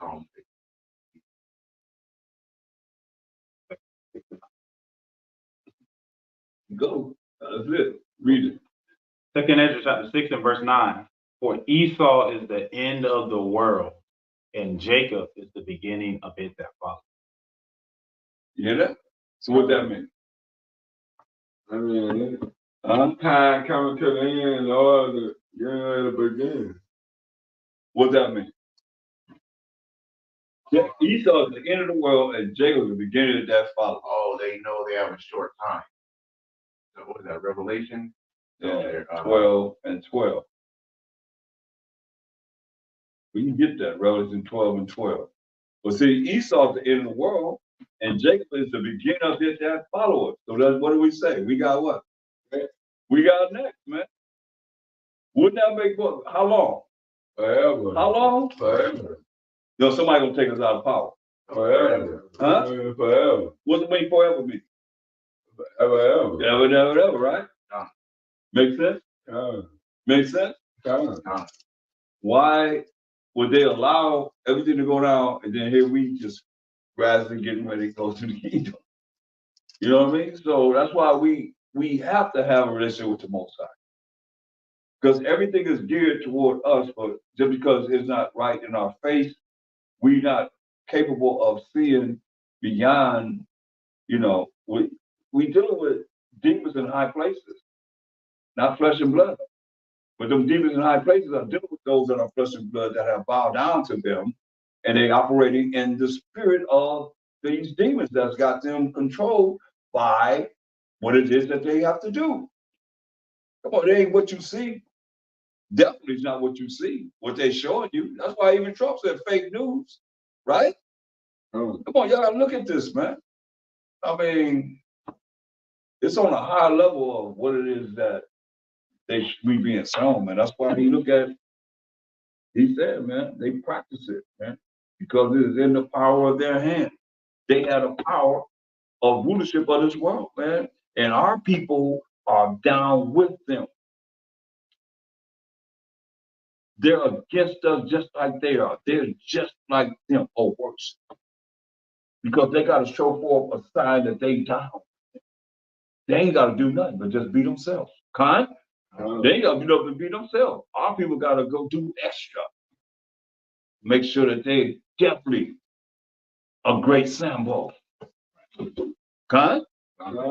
Man, so you understand this, man. This ain't something that you can just think that don't get too caught up in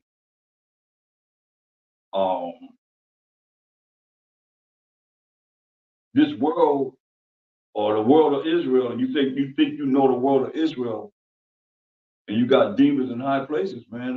Get that in Ephesians 6 and 9, man. This ain't something that you can just look at. I got this precept, I got this, I gotta know this, I know this, I know that. And when you got demons in high places, man, working against us in many different ways, man. Why we have to have the Most High. So when you go there, he said, you please the Most High, he said, what do you do with your enemies? Make your enemies be what? At peace with you, right? You please the Most High, make even your enemies be at peace with you. So you please the Most High. How you gonna please the Most High? He ain't even in your world. He ain't even in your conversation. Y'all get tired of me talking about him. I don't care. I don't care. I don't care. Bring it. Because I know what's needed. And I know what is not happening. And we read it. You read it. He's not gonna be accepted in the way he want to be accepted until he put all of my enemies under his footstool. All. What are you gonna take down? All power, rulership, and authority on this earth, man. Every kingdom gonna fall down. And we get that scripture you said about the crowns on his head, the crowns. He gonna take all these kingdoms down, and the crowns gonna be on his heads, man, taking everybody down. And he come to judge and make war. And set Israel up. How long? Forever, man, forever. Go ahead. Revelation chapter 19 and verse 11.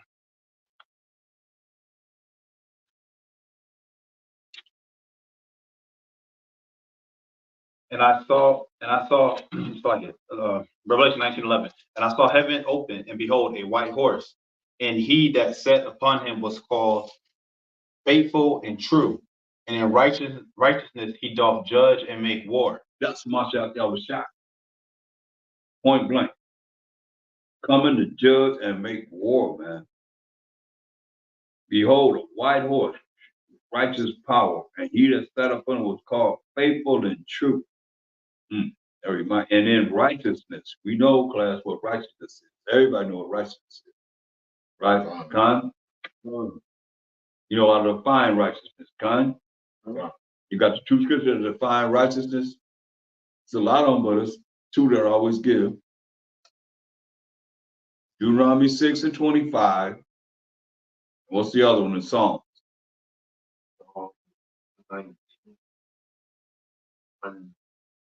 70. There it is.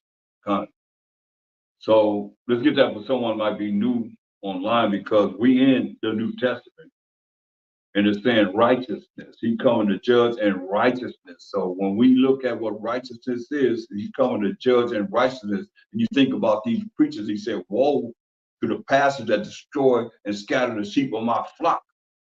And you're telling his flock that they don't have to follow the Most High. You ain't got to do what he say do, but do what I say do. That's what they say? Because our people regurgitate what they say. Where do you hear that from? In their church. Their preacher told. But what the scriptures say? Chapter 119, verse 172. My tongue shall speak of thy word, for all thy commandments are righteousness. See, all the commandments are righteousness. You see, so we coming to judge this world in righteousness by the commandments, the laws of the Most High. Now, since you dare, you said faithful and true, right? Look at We hear, go to Revelation 3:14, since we've been talking about these pagan gods and pagan idols, man. Here it is where they inserted it right here. Book of Revelation, chapter 3 and verse 14. So you mean they're gonna go into the blue letter Bible and make it mean something different, right? Y'all Shemai? I mean, you looked at this one? No, not for this. Look up that one. Look up that one. See what they say. And unto the angel of the church of the Macedonians, write these things, saith the Amen. See that? What is the Amen? The faithful and true witness. We just read of Mashai Rashad, faithful and true. But they saying that this is the faithful and true witness, this Amen. Zeus last name. Zeus last name. Zeus last name. The Greek phony God Zeus last name. I ask people, what's his last name? Nobody know. You know why? Because Revelation 18:23 says, and by thy sorceries, they deceived all the nations. Man. That's why little by little, the spirit ain't never stopped on revealing what it's going to bring all things to your what? Remembrance. So as you think about it, then you change, man. You see that? They call him the faithful and true witness. Mashal Shasha, he's coming back to judge as a faithful and true in righteousness. They took that faithful and true witness and put their demon there, their idol there. What else they say about the beginning of the creation of the Most High? Come on. The beginning of the creation of the Most High. It's cold, man. You see it? Yeah, it says for Amen on the blue letter, it has firm. And then it says verily. It says at the beginning of a discourse, surely, truly, or of a truth. And then at the end, so it is, so be it, may it be fulfilled. It says it was a custom which passed over from the synagogues to Christian assemblies, that when he who had read or discoursed had offered up solemn prayer to the Most High, the others responded, Amen, and thus made the substance of what was uttered their own. What are they saying there? Why, huh?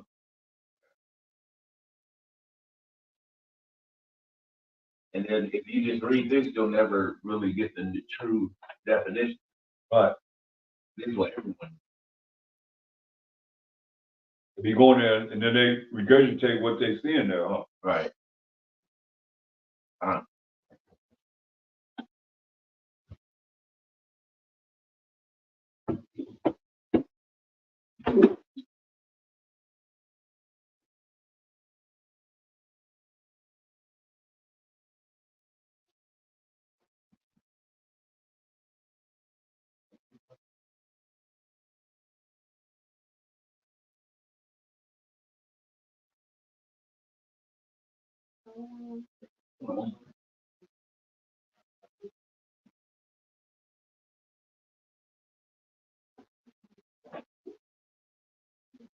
So you see this,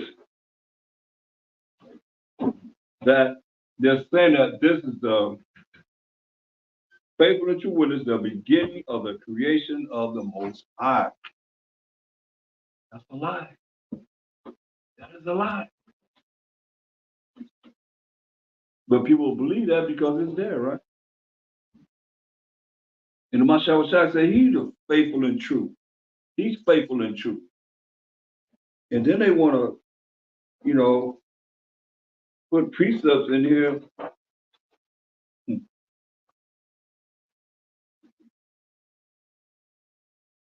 that has nothing to do with what's being said. So yeah, we're gonna stop saying it. We all stop saying it. Y'all need to stop saying it, using it for what it is, so that you can really know what it is that it takes to be able to please the Most High, right? What's wrong with not offending him? You can prove that that wouldn't offend him when you're looking at that's, and nobody really, I've asked, nobody really knew that that's his last name, Z-U-S.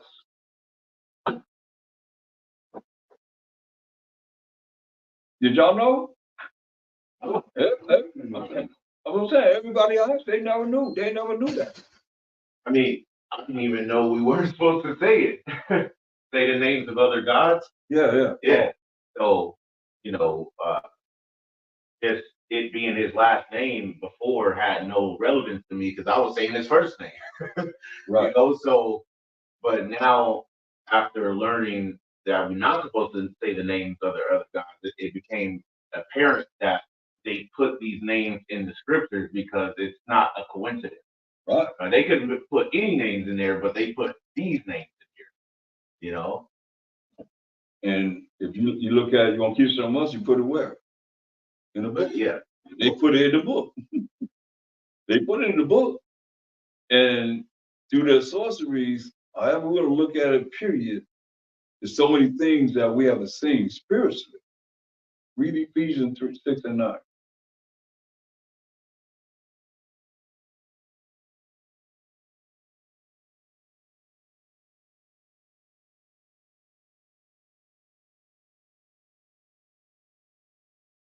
Ephesians 6 and 9, and ye rulers, or Masters, do the same things unto them, forbearing, threatening, knowing that your Master also is in heaven, neither is there respect of persons with him. See? And ye, put that there. Mm-hmm. Gotta put that. You see? And then they made us read certain, remember they like in remember that movie 12 Years a Slave? No, not 12 Years a Slave, but The Birth of a Nation about Nat Turner. Y'all remember that, right? Y'all see that movie? I've never seen it. Oh, y'all gotta see that movie. You seen it? Yeah, man. They they trained him how to be his pork chop eating preacher, right? In that way. And he flipped it on them. He flipped it. Real tough. He said, they had to go around training the, you want to talk about it? You want to see it? Or I just want to talk about a little bit. Oh, yeah, you can talk about it. Yeah, okay. See it in that, but he was like,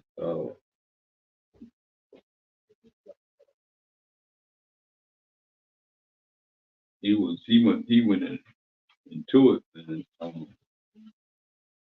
was that when you said,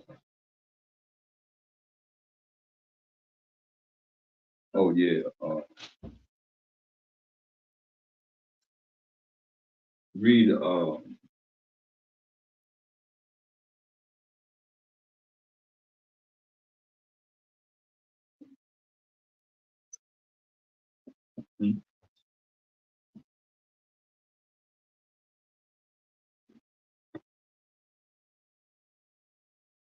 this is what he read, Psalms 149.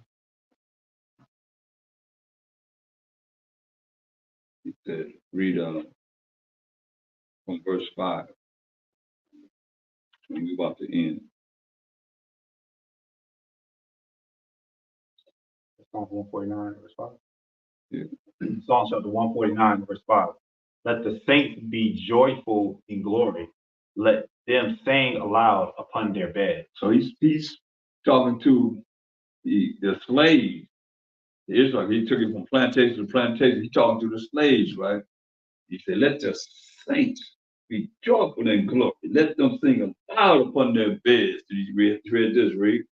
Let the high praise of the Most High be in their mouth, and a two-edged sword in their He hand. said, a two-edged sword in their hand. Now, mind you, this is the first time he ever read this. This is all script. He said, they ain't never heard this before. You'll say what? Read.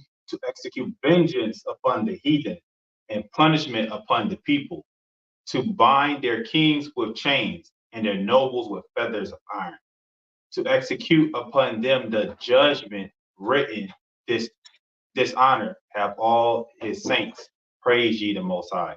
Man, they went crazy.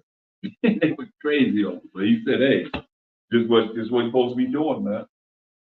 And that's gonna come to fruition. So hey, Daniel 7:18.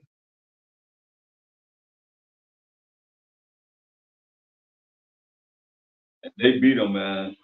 They beat them bad. The book of Daniel, chapter 7 and verse 18. But the saints of the Most High shall take the kingdom and possess the kingdom forever, even forever and ever. Saints of the Most High. Y'all know the saints are, right? Psalm 148:14. Psalm chapter 148 and verse 14. He also exalteth the horn of his people, the praise of all his saints, even of the children of Israel. The children of Israel. Children of Israel. No, read on. A people near unto him. Praise. People near to the Most High. But a people near unto him. Praise ye the Most High. Right. So Daniel 7:18 again. Daniel 7:18. Now we know the saints are the 12 tribes of Israel. Now what it say? But the saints of the Most High shall take the kingdom and possess the kingdom forever, even forever and ever. Verse 27. Verse 27. And the kingdom and dominion and the greatness of the kingdom under the whole heaven shall be given to the people of the saints of the Most High, whose kingdom is an everlasting kingdom, and all dominion shall serve and obey him. That's right, man. We're going to be given the kingdom. That's why it's so important to understand the importance of coming back to the Most High, man, because the kingdom will be given to the children of Israel. And all dominions going to serve and obey him, man. Read on. Hitherto is the end of the matter. Hitherto is the end of the matter, man. So I hope this was edifying. I hope we had a great time in going to these scriptures and bringing it forth. And Lord God, to the Most High. Let's continue with our Feast of Tabernacles. All praise and glory to the Most High. The water for being online. Water everyone for joining us on this great day of our Feast of Tabernacles. We're going to keep it moving. And we're out.